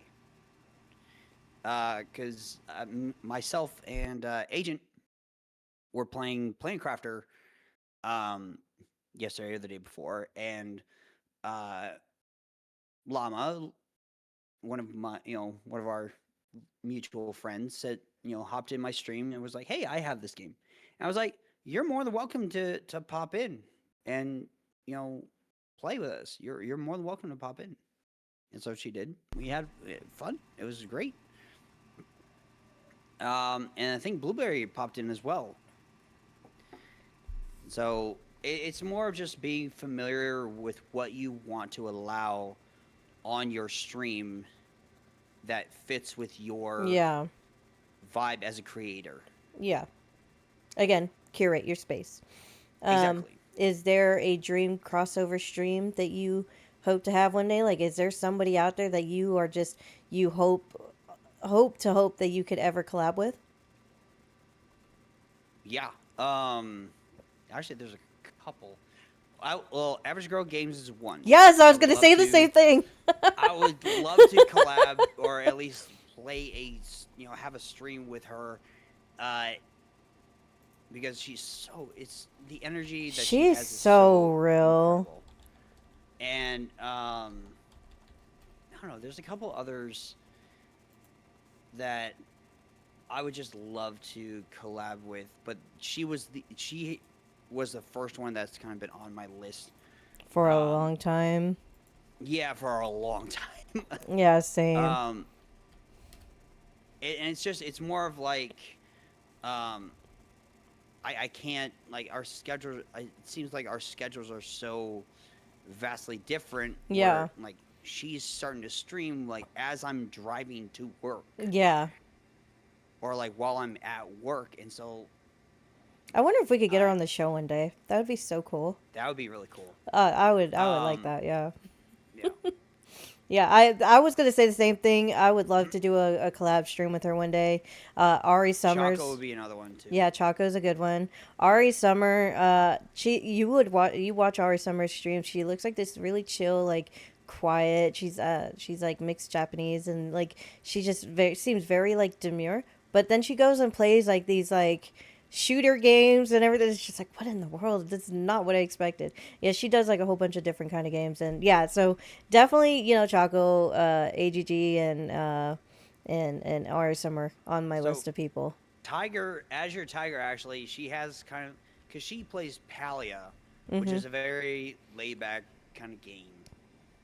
But the energy that she has during those streams is Mm-hmm. so it's like a complete opposite of what the game is intended to be. Like she's very energetic uh, with the game, and I just love watching it. It's such a good dynamic because it's supposed to be a cozy game, but Yeah, it's yeah. fun to watch. So how do you handle on-air conflict between collabs? Like if like say maybe you're not the one doing the conflict, or you're not part of the conflict, but if there was a conflict during a collab, how do you handle that? So if there was a conflict, because I wouldn't even be collabing with somebody if there was if it was just me and the other person. If Mm-hmm. there's more than two people, myself and two other people or more, and something started between them or their chats, I'd be like, all right, guys, hey, I would try to be, you know, Diplomatic. stop what if I'm in a voice call with them, be like, hey, let's take this off stream, kind of let's whatever. If you guys can't, then I'm sorry. I'm gonna have like I will remove myself from that kind of situation. Yeah. It hasn't happened yet, but that's what I would do. I would remove myself from the situation if they can't, Resolve it. uh, if they're not able to take it off stream or put it like shelve it for later, Right. more or less. So, because I don't want that kind of energy in my stream. No, that's fair. That's valid. And do you have advice for smaller creators who want to collab with you, or like say they're newer, or they want to come in and collab with you? Like, do you have advice for them? Shoot me a DM. I'll check out your and make sure like you're clipping, like as long as I can have like content that I can look at and kind of get the feel like what your channel is all about. Shoot me a DM. I'm open to collab with pretty much anybody, but my schedule is just so weird that I the only real time I can actually collab with anybody would be like on the weekends because it's more open. I don't really Yeah. have work obligations Right. during those times. You know, and So actually, I'm glad that you said the whole damn thing. What about people who just in self invite themselves to, like a collab? Like, say you're collabing with somebody and they see, they try to join in onto that collab, or they don't ask pre advance. They just self invite. How do you handle that? And how do you move well, I'm on glad from you the brought that up hiccup? because that's I just realized that that is a rule that I need to add to my chat. That if you do, because I've had this kind of mentality for a while, and it's just like if you do want to collab, that's entirely fine, but don't self-invite. Yeah. You have to. We have to either I have to agree to it, or uh, if one of the people that are already in the collab want to bring you on, that's fine as long as they are okay with it.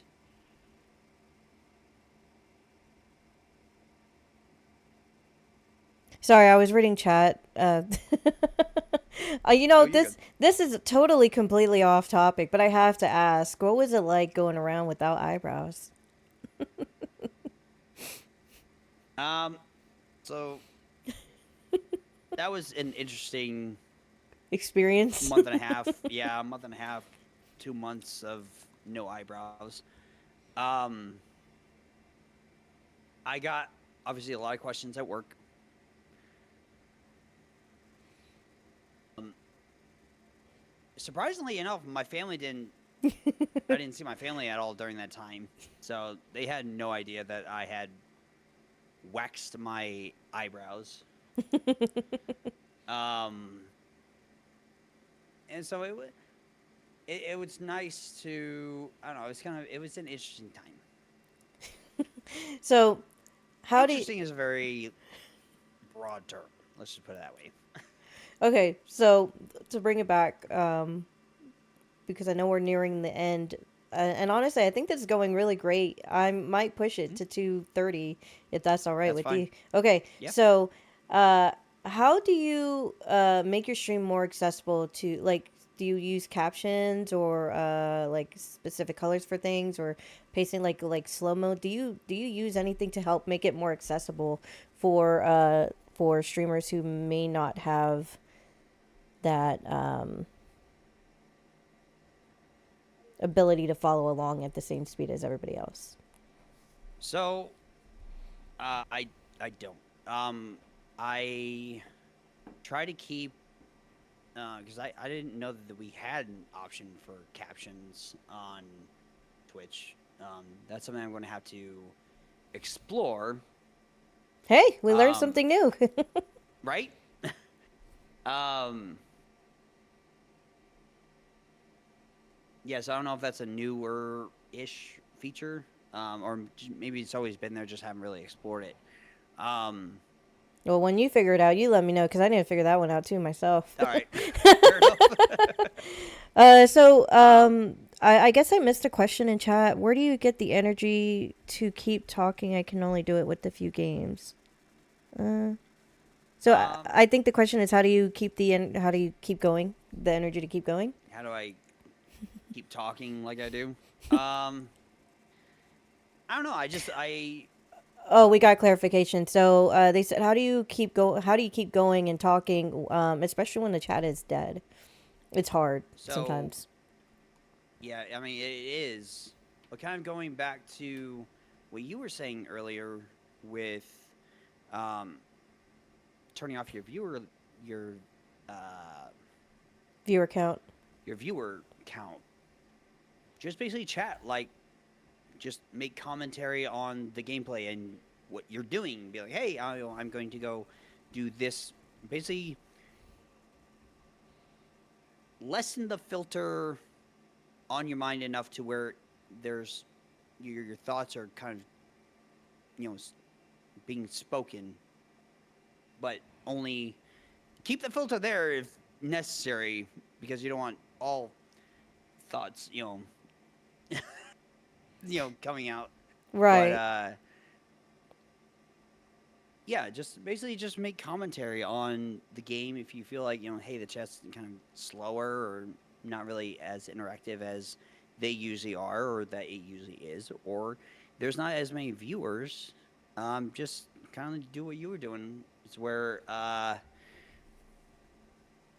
just basically talk like there's 100 people in the chat. I'm in ads again. Okay. All right. Well, just what is it? What is it like being an 18 plus streamer, collabing with a family friendly streamer?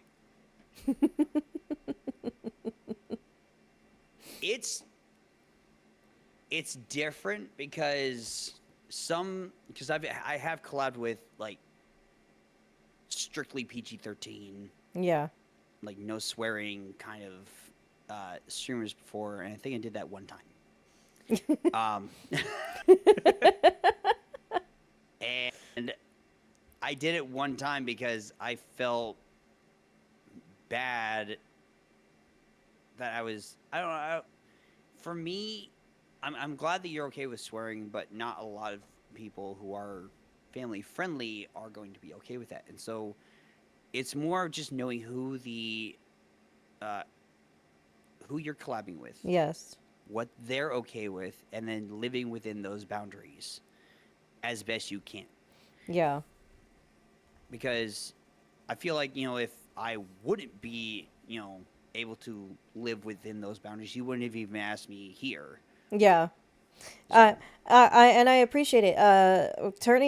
Going from an 18 plus streamer to a family friendly streamer was a very interesting turn. I saw a lull in my content in my community during that transition, and it was a very big jump for me to have to do that, because I swear a lot, especially when I'm playing repo, and now it's gotten to a point where I don't swear as much anymore. I do still swear, but I don't swear as much. And it's gotten to the point where some topics that used to be comfortable for me have become less comfortable. So I feel bad that I have to tell people, like, hey, like, so what I've like done, people who have collabed with you before, like yeah, before you made that yeah, change yeah. So to now now, and like, oh, you were okay with that before? Like, what? yeah, Like, exactly. So why?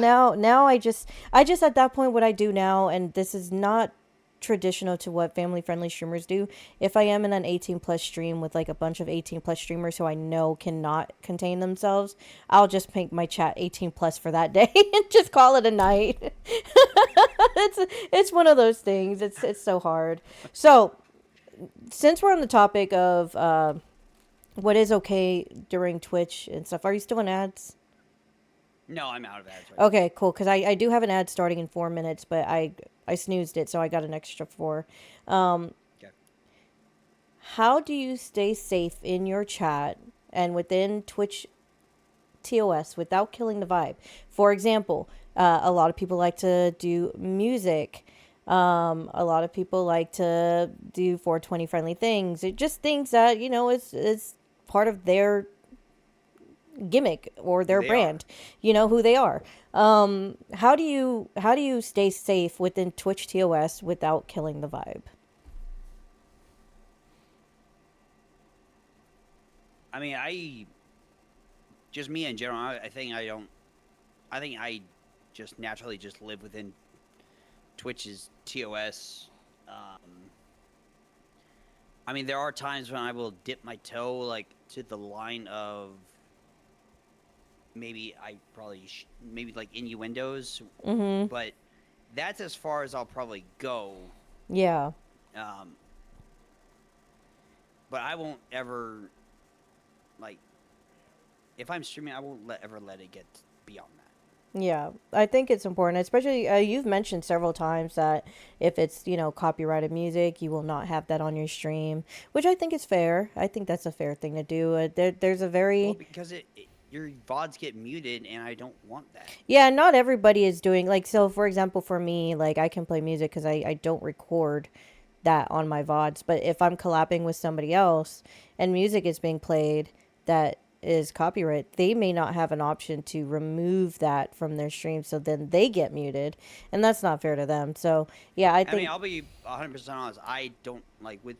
I mean, I know I have the ability to, but as I have it set up right now, I don't have the ability to kind of yeah, disable that particular audio. right, and I think honestly, it's always just better to just be safe than sorry and just not do it. Right. Yeah, Or have your own music. yeah, have your own music. Um, with that being said, say you have an avid fan of Shrive and they are in a call with you or they are on a stream with you, how do you get them to stay within your comfort boundaries? Because we all have our own comfort levels. Like, how do you do that without feeling like you're going to push them away? Do you take them off stream and have a conversation, or do you nip it in the butt right then and there? I if it depends on the severity of it. Um, if it's 0 to 100 like really quick, I'll say, hey, we're let's go off stream. Like I'll stop stream right in there. We'll go into either a DM or a Discord call or whatever, and then I'll address it then. Mm-hmm. But if it's if you can see where it's going to go, like the progression, Yeah. then you can be like, hey, let's stop here and continue this later off stream Yeah. kind of deal. And that goes for anything. Would you? So this is my mentality. If I have a follower who's been with me since day one, they should know how I am, and if they are willing to cross my boundaries repetitively, I'd rather have my safe space than someone do that. So I mean, it goes to It's a tough curating. call to Yeah, make. it's a tough call to make because you don't want to lose people, but at the same time, you don't want to lose yourself either. Right. And you don't, if you don't feel like, say, the way somebody talks when they're in a call or a lobby with you, they say some things or they act a certain way that you don't really feel comfortable with. Yep. You need to take the necessary actions, whether that be talking to them in the DM, Mm-hmm. banning them, or what timing them out, whatever you have to do to, as you said, curate your space, because this is, you want your your comfort level as a streamer takes precedent over Exactly. everybody else, because everybody else is here because of your comfort level, Exactly. and what you allow into this space. I agree 100%. In the end, it's like Ari Summer told me. She treats her community as her family. That's why she's okay with like self promo, because it's family. But there's a certain boundary that you can't cross. You know, you're still a streamer. There's still the audience, and you still have to separate that line.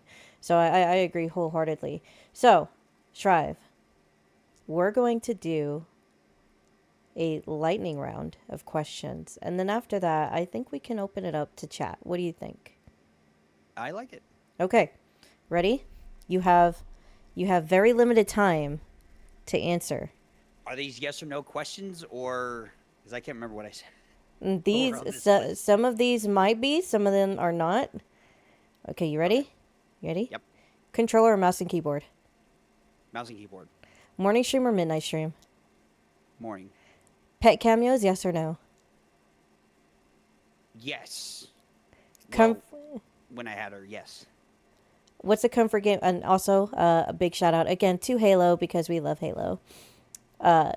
Comfort game you'll never uninstall. Shit.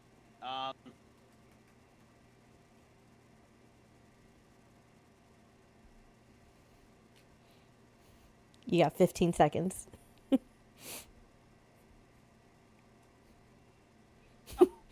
Probably Once Human. Once you okay. Hot take that always starts an argument. I actually no. Let's move on from that one, because Let's move on. yeah, Yeah. that one can be very touchy. One creator everyone should follow today, right now. Both of us. Good answer. Good answer. Should someone DM first or email first for business? DM. Scene transitions, hard cut or something fancy? It depends on what you are going for as a streamer. You want it just cut and dry. I like the transitions, but some people might not. Favorite raid message you've seen? I don't have one. There's so many. There's so many that are good. And it's all curated to each stream too, and it's just I don't. I can't think of one right off the top of my head. What is a goal you can share for next quarter? That I can share. 750 followers. I shave my beard live on stream. Nice. Well, how far away are you from 750 actually? I'm at 537 right now. Nice. Congratulations, guys. So I've got like one. My math is terrible. No, two. No, I don't know. My math is terrible.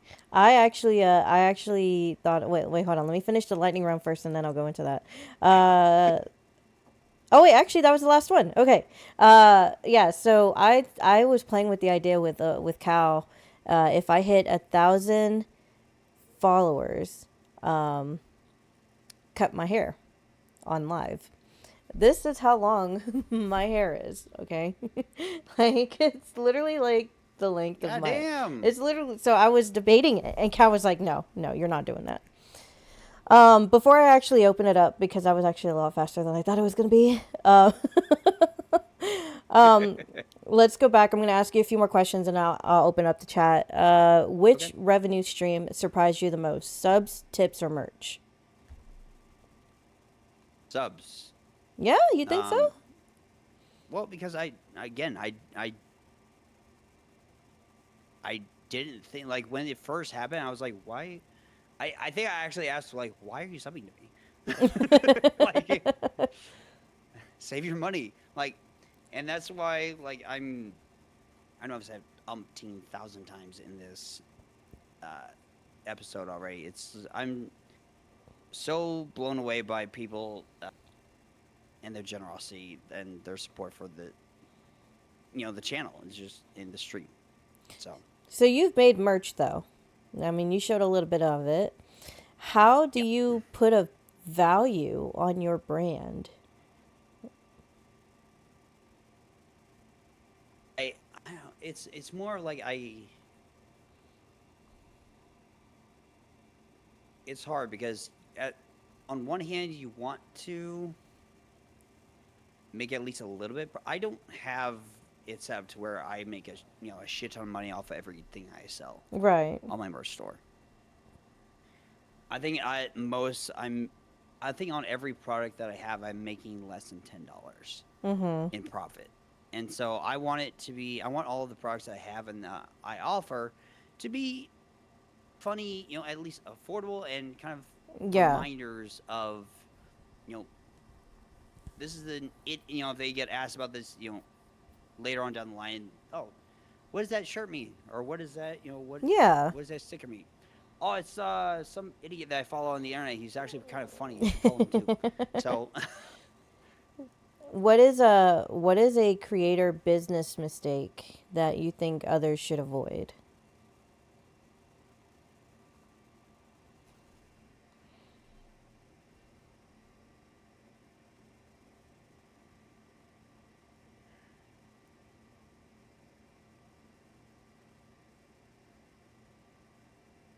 I don't know if it's a business per se mistake per se, but going into streaming with the mentality that this is going to be your new job, your Yes. new revenue stream, um, because it does take time. That's your your following is not going to happen overnight. Yeah. Um, what I would suggest is if you're able to get an LLC Mhm. for your streaming, um, and then that way you can have any kind of mail, be business mail or whatever, go through that. Um, so I don't know. It's just it's. I set up my LLC for my streaming, and that's kind of how I've. This was way back in December, before I Mhm. even made affiliate. So I always try to look ahead, be like, hey, what do I want to?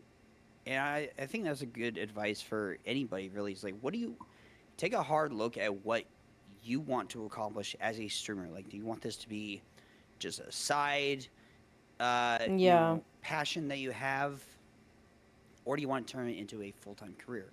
If you want a full time career, you're gonna have to take steps to Yep. make to get to that point. A lot of steps, yes. Hmm. To big And you're eventually going to have to make an LLC or go into go into just the business side of it because it's eventually going to be a business. yes. So One thing I would like to add on to a business mistake that I see creators do quite often is turning your chat or your stream into a transactional one. Constantly bombarding your chat with buy this, do this, do this. It's going to turn them off. It's going to chase away your people, especially when they're new. They're not going to want to, like, they want to see what you're about first. You putting an investment of your time and money into the stream is the same thing for followers. They are going to put their time and money into your stream, but at their pace, at their. So you don't want to make them feel obligated to have to pay. And also, really quickly, for those of you that don't know, asking for money in order for people to join, like, say, a giveaway or a subathon, that is against Twitch TOS. So don't do that. You want to make sure, so you don't want to ask, you don't want to tell people, if you do this for me, or do buy this for me so I could do this for you. You got to be very careful with that. So that is a big mistake that I do see a lot of people making as well, is you yeah, know and almost I getting agree because into. I don't want that. I Yeah. don't want that in my I mean, I have a scheduled message for my merch link, but that's it. I don't verbally say unless somebody directly asks me about it in my chat. Yeah. I don't promote, hey, you know, sub, if we hit, so many subs, I'll like if there's a sub goal Yeah. that I'm working towards, I will mention it, but I'm not going to try to pressure, people to sub or anything like that or give bits or anything like Yeah. that. And I the same goes for just like want to yeah. same thing goes for like if you're affiliated with companies, like if you are being sponsored by a company and you have products that you are supposed to advertise, the best way to do that is to show like a little symbol. Don't like I said, don't shove it down people's throats about like hey, if you do this, I get paid kind of thing. You don't want to do that. You're gonna chase away your people. Okay, let's see here. I think that's all the questions, Shrive, that we had on our list almost. I left a few out because I wanted to give chat an opportunity. We're gonna open up the questions for chat for Shrive. If you have any questions about Shrive himself or about the the podcast or just any advice whatsoever, please do so now. I'll go ahead and And give a please couple keep them minutes. PG-13. Yes, please keep them, and that's not just for me because I'm a family streamer. That is also on the request of our guest. So if you have any And that's questions, and that's only because of the nature of what we want this podcast to be. exactly. Yeah, this is we like to joke and we like to have fun, and we're all about the chaos, but today we're just kind of looking behind the chaos. So if you guys have any questions, feel free. We're going to open up chat. We're looking at it now, so feel free to ask your questions. Ask away.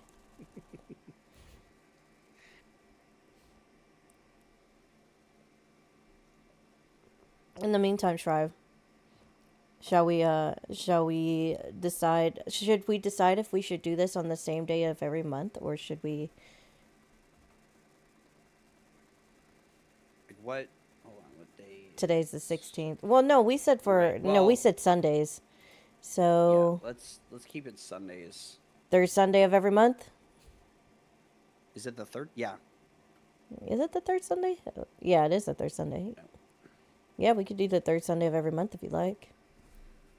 Yeah. I mean, just any day on the weekends If we need to would change be that, we fine. can't. Yeah. Yeah. If you could have a celebrity join you as a guest, who would you want and why? A celebrity or because I mean, oh okay. So if it was a like a like a actor or actress or a like a big time So like streamer. do both. Okay, so if it's an actor or actress, uh, Ryan Reynolds. Ryan Reynolds would be fine. You know who I would love to have on the show, whether on my stream or on this podcast? I would love to have Henry Cavill, because I think that would be cool. he is a big nerd. I love the Mm. fact of like how nerdy he is. Like there was like one video of him like building a PC, and I thought that was so cool. And he also did so much research for The Witcher. Yeah, he was a big fan. He's a big For fan of the yeah. series. Yeah, yeah, and I think he's doing Warhammer next. Oh Yeah, God. yeah, he's doing Warhammer. And then what about for streamer? If there was like a, well, I know we said AGG, but if there was a really big streamer that you could have on there, who would you have? Smitty. Smitty. I Yeah. would want what's his name? Cal knows his name. Creekcraft. I, I I might be saying his name wrong, I don't but know if I don't know if I've watched their content. yeah, Creekcraft. That's how I just. The reason I don't follow a whole lot of big streamers anymore. I used to, back in the day, I was watching, the Dream SMP and Mr. Beast and stuff like that. But Creekcraft is a YouTuber, and he took a stand against the injustices of Roblox that were happening. We won't dive into that, but you know, I thought that would be pretty cool. You know, having somebody, you know, who's experienced that rise and fall and rise again. You know, I thought that would be pretty cool. Uh, Yeah.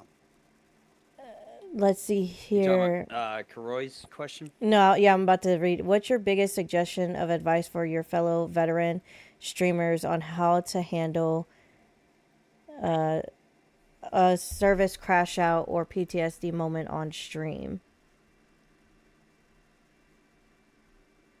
Right. Really. Oh, crash outs. Having service Um. related crash outs. Yeah, that's a big one. So that is a big one.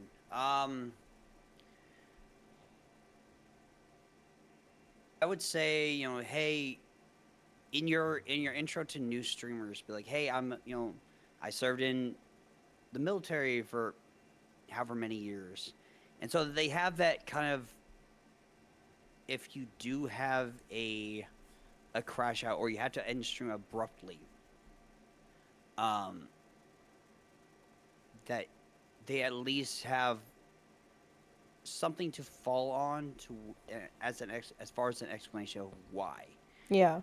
Um, be like, hey, this game or that moment probably uh, did something that brought up some repressed memories, or something that they wanted to have buried or just didn't want to talk about, um, and that's entirely fine. And you as a streamer don't necessarily have to delve into the The meat and the wise. potatoes of Yeah. why you had that crash out, or um, why it happened and why you had to end stream like you did. You can just say, hey, I just needed a moment. I had something that what happened brought up some stuff. You can leave it at that, just brought up some stuff, be like, hey, I just need a moment to step back and Yeah. just reevaluate and calm myself down before I came back to stream, because I didn't want to, like, for me, I don't want to have that kind of energy on stream, if that makes sense.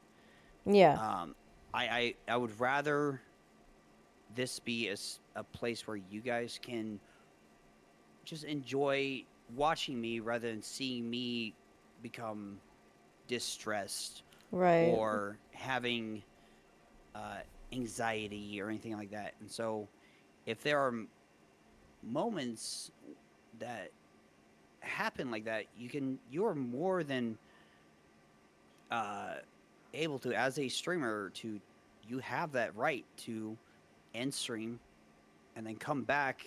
If you need Mhm. to post in your Discord, be like, hey, I just need to step away for a second. Yeah. Or in your chat, if you go to like a BRB screen, be like, hey, I need to step away for a second. Yeah. I think that's fair. So I had never served, but I've had crash outs before on stream due to my anxiety. You know, a couple of times. One time was because I couldn't find something that, you know, I'm a creature of habit. If I don't see it, I will have a like my panic will start to go high. And then there was another moment where there was a change made to my Minecraft realm, and I was freaking out because I didn't know what had happened, who had done it, and I couldn't shake it, I couldn't let it go. And sometimes you lean on, and it's okay to lean on chat. It's okay to lean on your viewers. You know, even though you are a streamer and you're there to entertain them, if you view your community as your family, they'll be understanding and they'll be there to kind of help you through it as well. So just, I think showing that vulnerability, like you said earlier in the stream, in the episode, was very, very on point. You have to be vulnerable, I think, with your community, so that way yeah, they can see how genuine you are. All right. Any other questions, guys? Any other questions?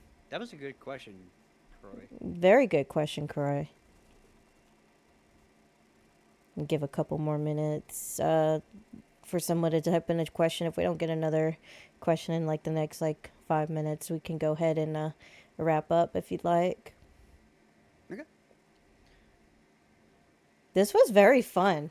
I was nervous. I have to admit, I wasn't sure if this was gonna be something that would catch a chat engagement, or if it was gonna be something people would want to hear. And I'm glad. You know what it is? It's because we got Shrive. That's what it is.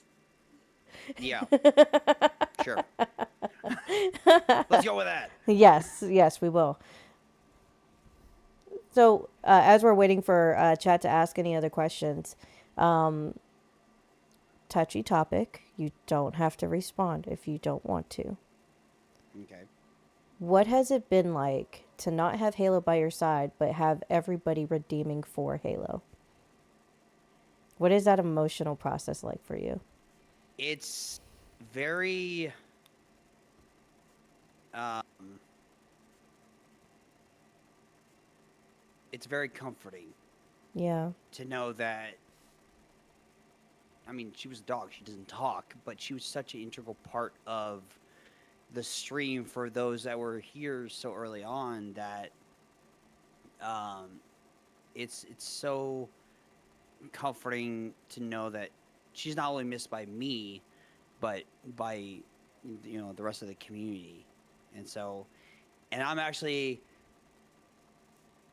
kind of upset that she's not here to see how the community's grown as well. And like I know it would be she would if she was here, she would be the star of the stream, not me. Yeah. Um, Yeah. so one second. Okay.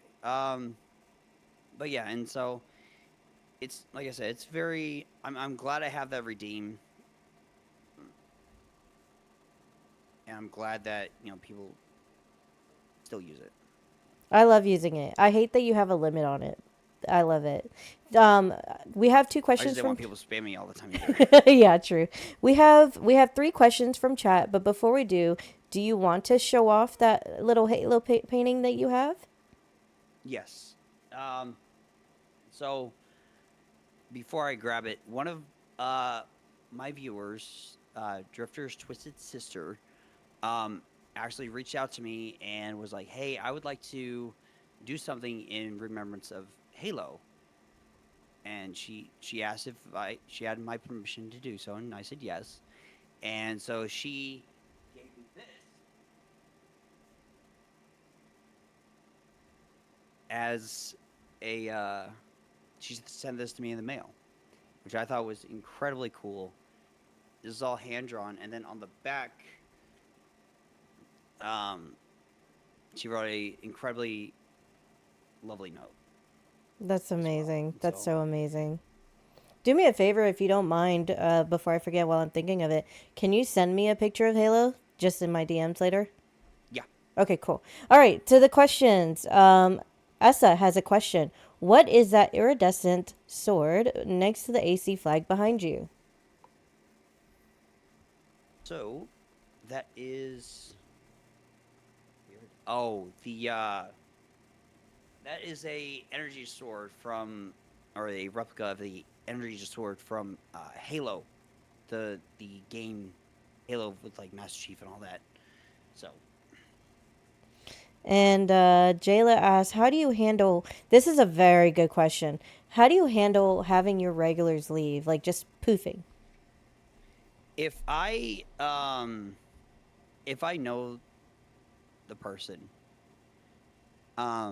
and I don't see them in chat for a while, and I have them either in Discord or uh, I have their contact information somehow. If I don't hear from them for a while, I'll reach out to them and be like, "Hey, are you okay? Like, is everything okay?"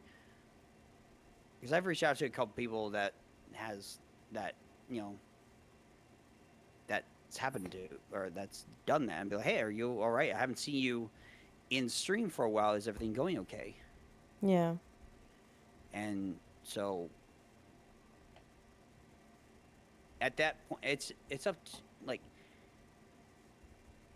there needs to be at least a attempt at communication with that other person. Yeah.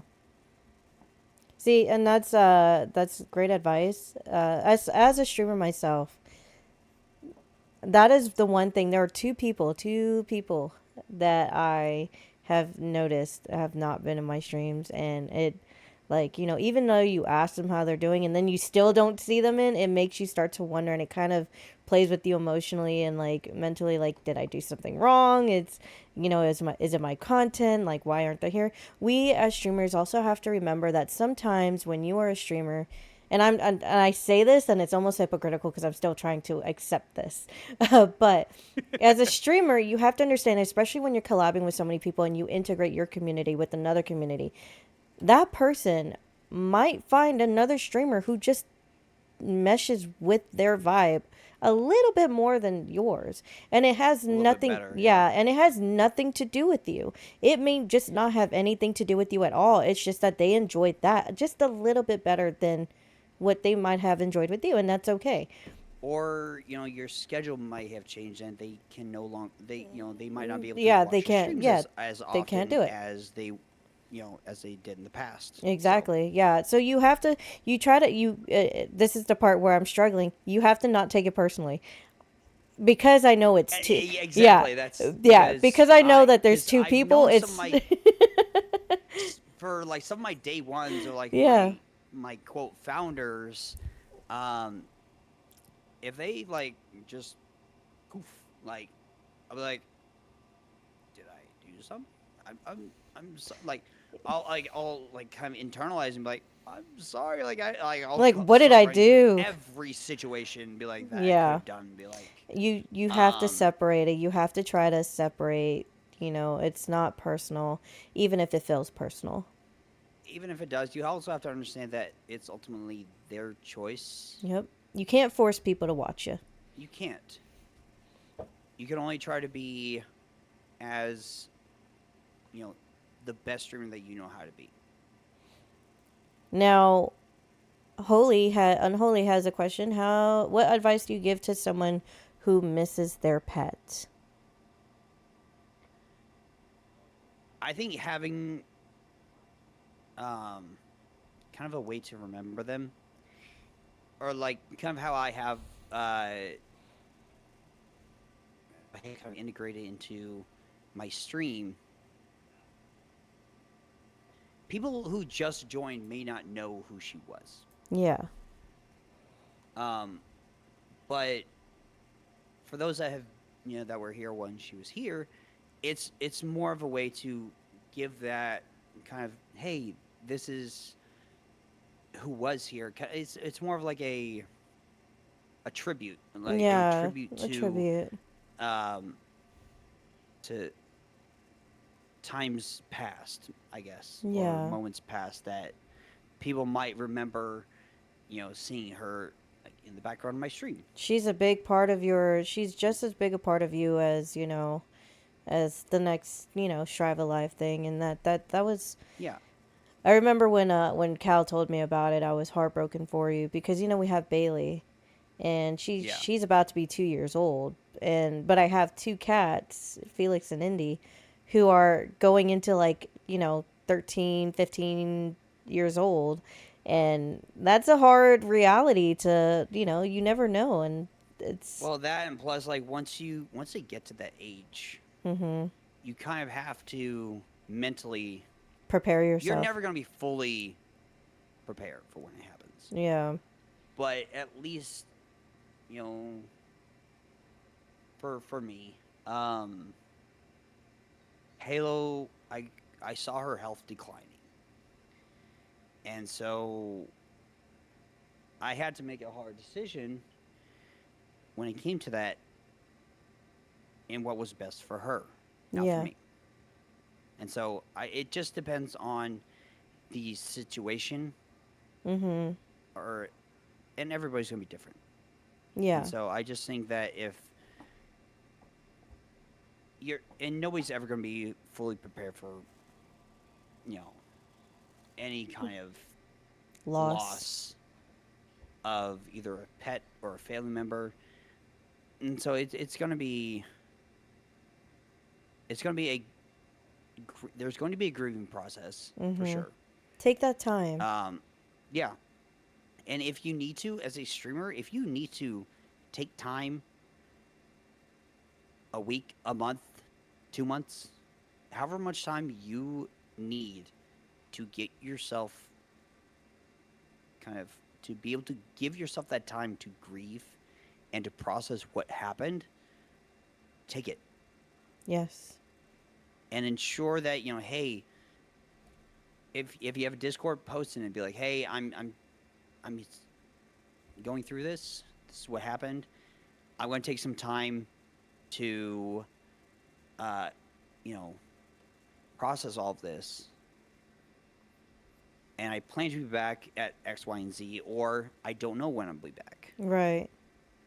At least that gives your chat, hey, or your community an update, more or less. Yeah. So, So, just a couple more questions for you, Shrive, from me. Go ahead. I did see Kay and had asked you something. sounds good, Kay.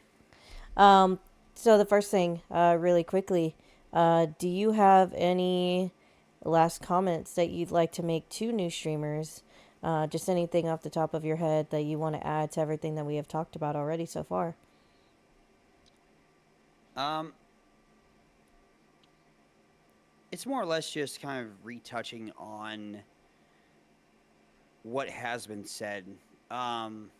Just keep grinding. Um, for for some people, you might gain, you know, 300 followers in 4 days and make affiliate within a week. For some, it might take years. Yep. And I just encourage you guys not to get disheartened or discouraged if it's taking you a long time. Yep. It just takes that, for me, if it takes a while, that just means that you're having more time to kind of find who you are as a streamer. Agreed. And don't go into streaming with the expectation that it's going to happen overnight. Exactly. And you, if you think about it, the average new streamer or small streamer has on average maybe, 1 to 3 viewers roughly, if that. If you are already making more than 3 or 4 viewers a stream, you're already doing better than the average. So just don't give up. And then lastly, Shrive, do you have any big events or anything upcoming with your brand or channel that you would like to share? So I will answer that question in a minute because I'm in ads again. Yeah, I'm mine is just about to sorry. end. No, you're fine. You're fine. You are fine. This has been great. I've had a lot of You fun. might have to repeat the question though. Yeah. Because I think I think the ads were running. Yeah, just let me know and I'll be happy to. Okay.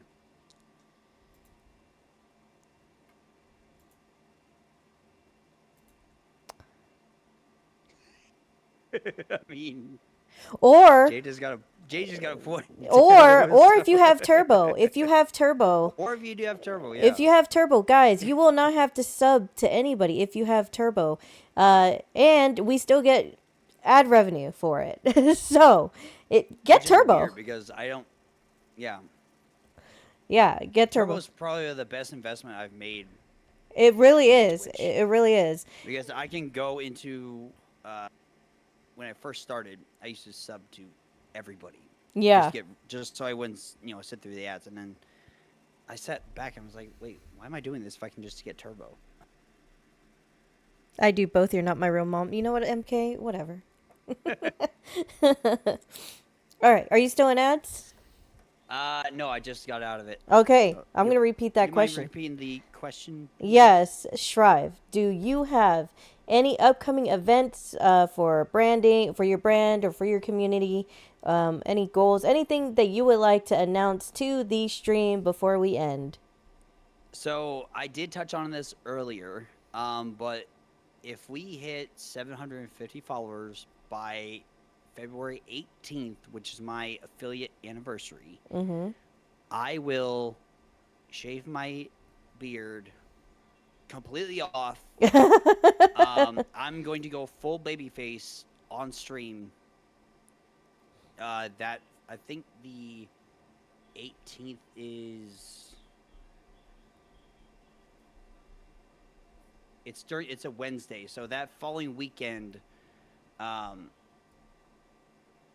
I will shave my beard on stream. That's going to be so exciting. Guys, we all have goals. Always set up a goal for yourself, even if you don't share it. Like, for example, mine is if I can hit 850 followers before the end of the year, which is in less, a month and a half. Right now we're at like 740, I think, 742. If we can hit 850, I will do another big community giveaway. So just keep that in mind. And get those follows to Shrive. What's the saying go for MK? If that heart is hollow, then hit hollow, then hit follow. then leave a follow. Yeah. We're all gonna steal that from MK and his community. No, we're not. No, we're not. Some things you should not steal. I mean, Karoy is actually giving me a couple of the hashtags that I use for my merch. Yeah? So, Do you want to share any of them? One is when I had my AI Alicia bot, it got to the point where the hashtag thirst for Shrive became a thing. Oh gosh. So yeah, we're all throwing in the trash that may or may not be on fire. Yeah, that's his it's if that heart is hollow, then hit that follow, or I'll throw you in the trash that may or may not be on fire. Yes. MK, just a little tidbit. There's a lot of people that I enjoy. MK has been one of my dearest friends since I started streaming. I found him, I think, on either he or I found each other on TikTok, and it's the craziest thing. You find a lot of diehards on TikTok, and they become your most devout followers. Or just even if you don't go live on TikTok, your content. It's very important to post content on the Clock app. Just That's why I post. I don't go live on TikTok for just because they have so many content restrictions. Yeah. But I do post all of my clips. Yes. To there. Follow Shrive Alive. He's on the. I forgot when I'm supposed to say words, but I'm just gonna follow him on TikTok. Follow him on YouTube. Follow him on. Are you on Instagram? I know he's on Kick. If you're not following him, you need to do so. Guys, this has been Behind the Chaos. This is our first episode of this talk series, aka podcast. Yep. We'll be doing this once a month, every third Sunday of the month. Our next guest, shall we announce, or shall we keep that surprise? I think it'd be better to keep it a secret for right now. Yeah, we'll keep it a secret. You guys don't need to know just yet. You guys can. We'll announce it a little bit later. You guys have a whole month to sit and stew and wonder who that guest is going to be. It could be you. It could be you. You never know. Yeah. You never know. Shrive is going to be streaming. You're going to be streaming later today, I assume? Yeah, I'm going to take a quick break, probably half hour to an hour after this, and then get some snackies. And I'm going to do a little cozy, tiny glade stream today, which would be the first time I ever streamed. I want to play that game so bad. I might actually just I want to buy that game so bad. It looks so cool. So it does.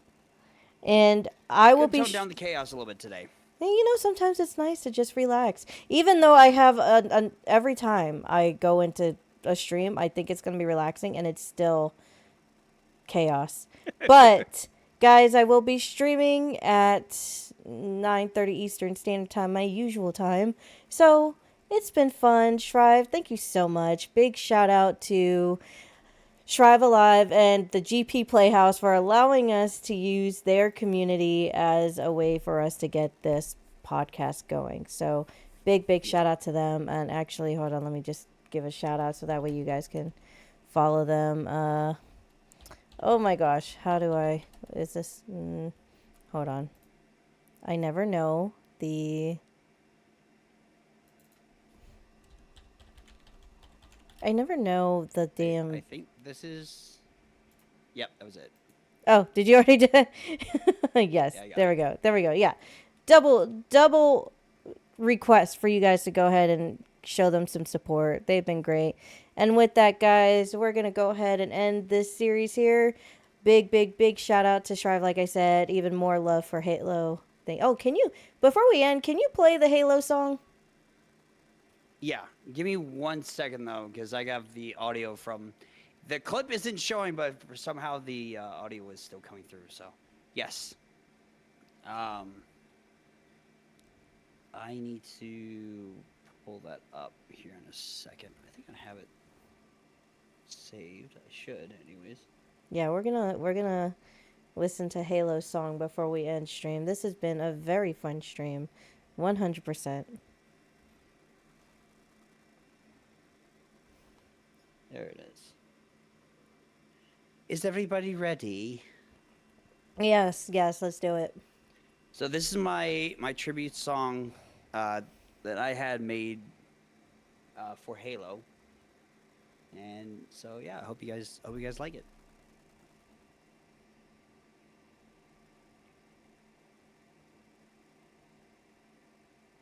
Is it playing? No.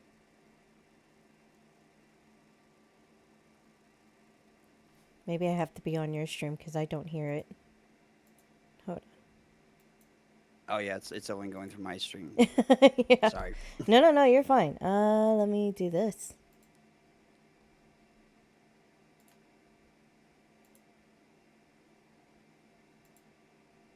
So this is what we're gonna do.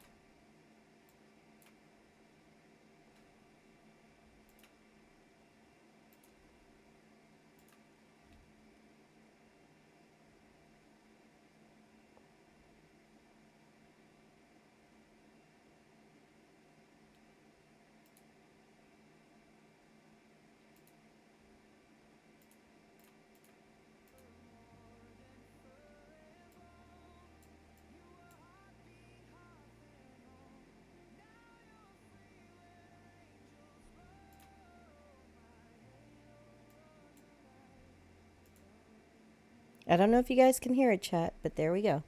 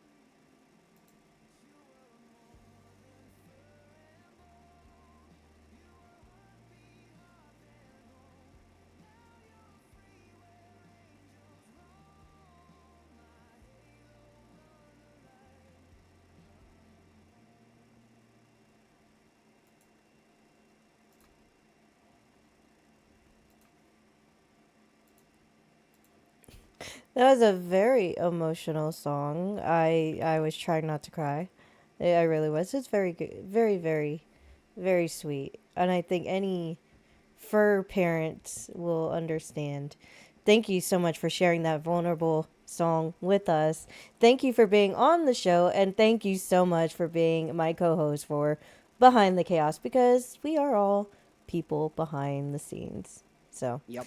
I appreciate it, guys. I am going to Shrive. Are you said you're going to take a break? Are you ending your stream, or are you going to keep going? I'll be ending stream and then Okay, starting a new one. let's go ahead and find somebody to raid out to. Do you guys have any suggestions, or is there anybody that you think we should raid out to, Shrive? I'll let you pick since you are the guest today. That's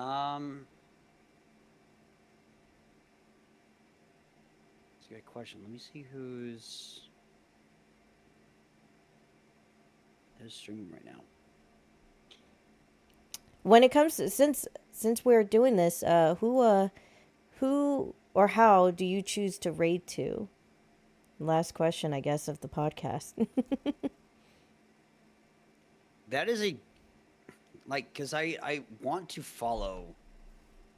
I mean, I want to raid everybody that I follow.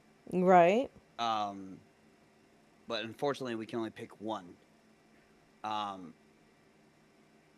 Per stream, and so it's more of like, if I see somebody online that I haven't rated in a long time, or that I haven't seen online in a while, I will raid them, just to give them some support. Mm-hmm. But like I said, it's so hard to just pick, It is. because most of the people I follow are smaller streamers, and you want to support everybody, but unfortunately, how Twitch works is that you only can raid one person. Yeah, exactly. I'm trying to see.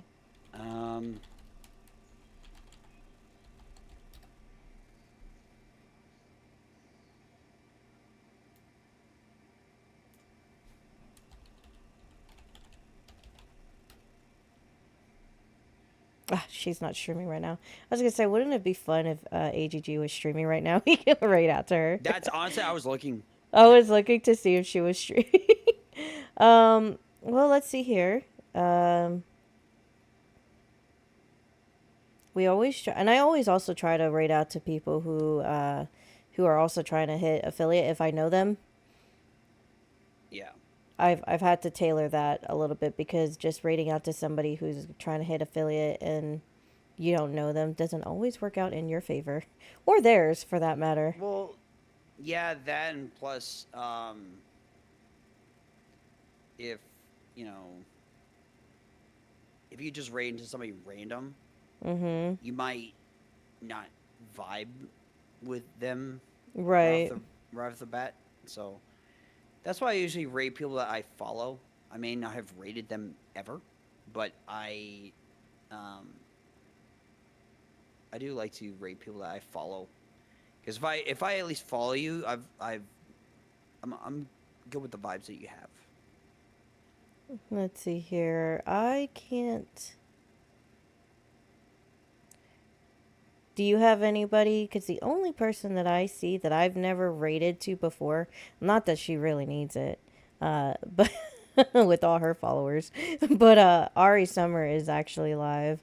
And I only suggest her because she was an integral part of like me improving my stream, and she's playing Peak right now. But there are so many other people that we can also raid, so that's not like my person.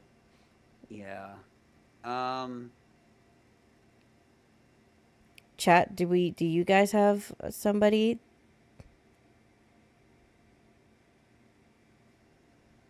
So somebody that was a part of Night Shift, Okay. Gunny, is online right now. Okay, yeah. Agent Gunny. That would be my immediate suggestion, but I'm also still going through my list as well. You got a longer list than I do, probably. I Well- follow so It's a lot of people that I found on TikTok. Honestly, they're like, "Hey, I'm a smallish streamer," Yeah, right. Seriously. and that's Dude, honestly where I find a lot of my. Uh, yeah, that's right. Odie is. Yeah. Odie? Okay. I mean, I'm down Yeah. for Odie if you're down for Odie. Yep. All right. Well, then. Let's go say hi to Odie. If you And guys aren't Odie's. following Odie yet, please do so. And Odie is Otherwise, actually. I'll assist Karoy in throwing you in the dumpster fire. Yes, seriously. And Odie is actually doing Ghost of Tsushima right now. So, for those of you in my chat, you know the drill. The first one's for if you are subbing. The second one is if you are a follower. Hold on, let me just recopy and paste that. You're gonna see this twice in your chat. Sorry. That's all right. But yeah. Normally, I had Alicia write up my raid messages, but she's no longer here. All right, I'm gonna get ready to raid out. And thank you guys so much. I appreciate you. Yep.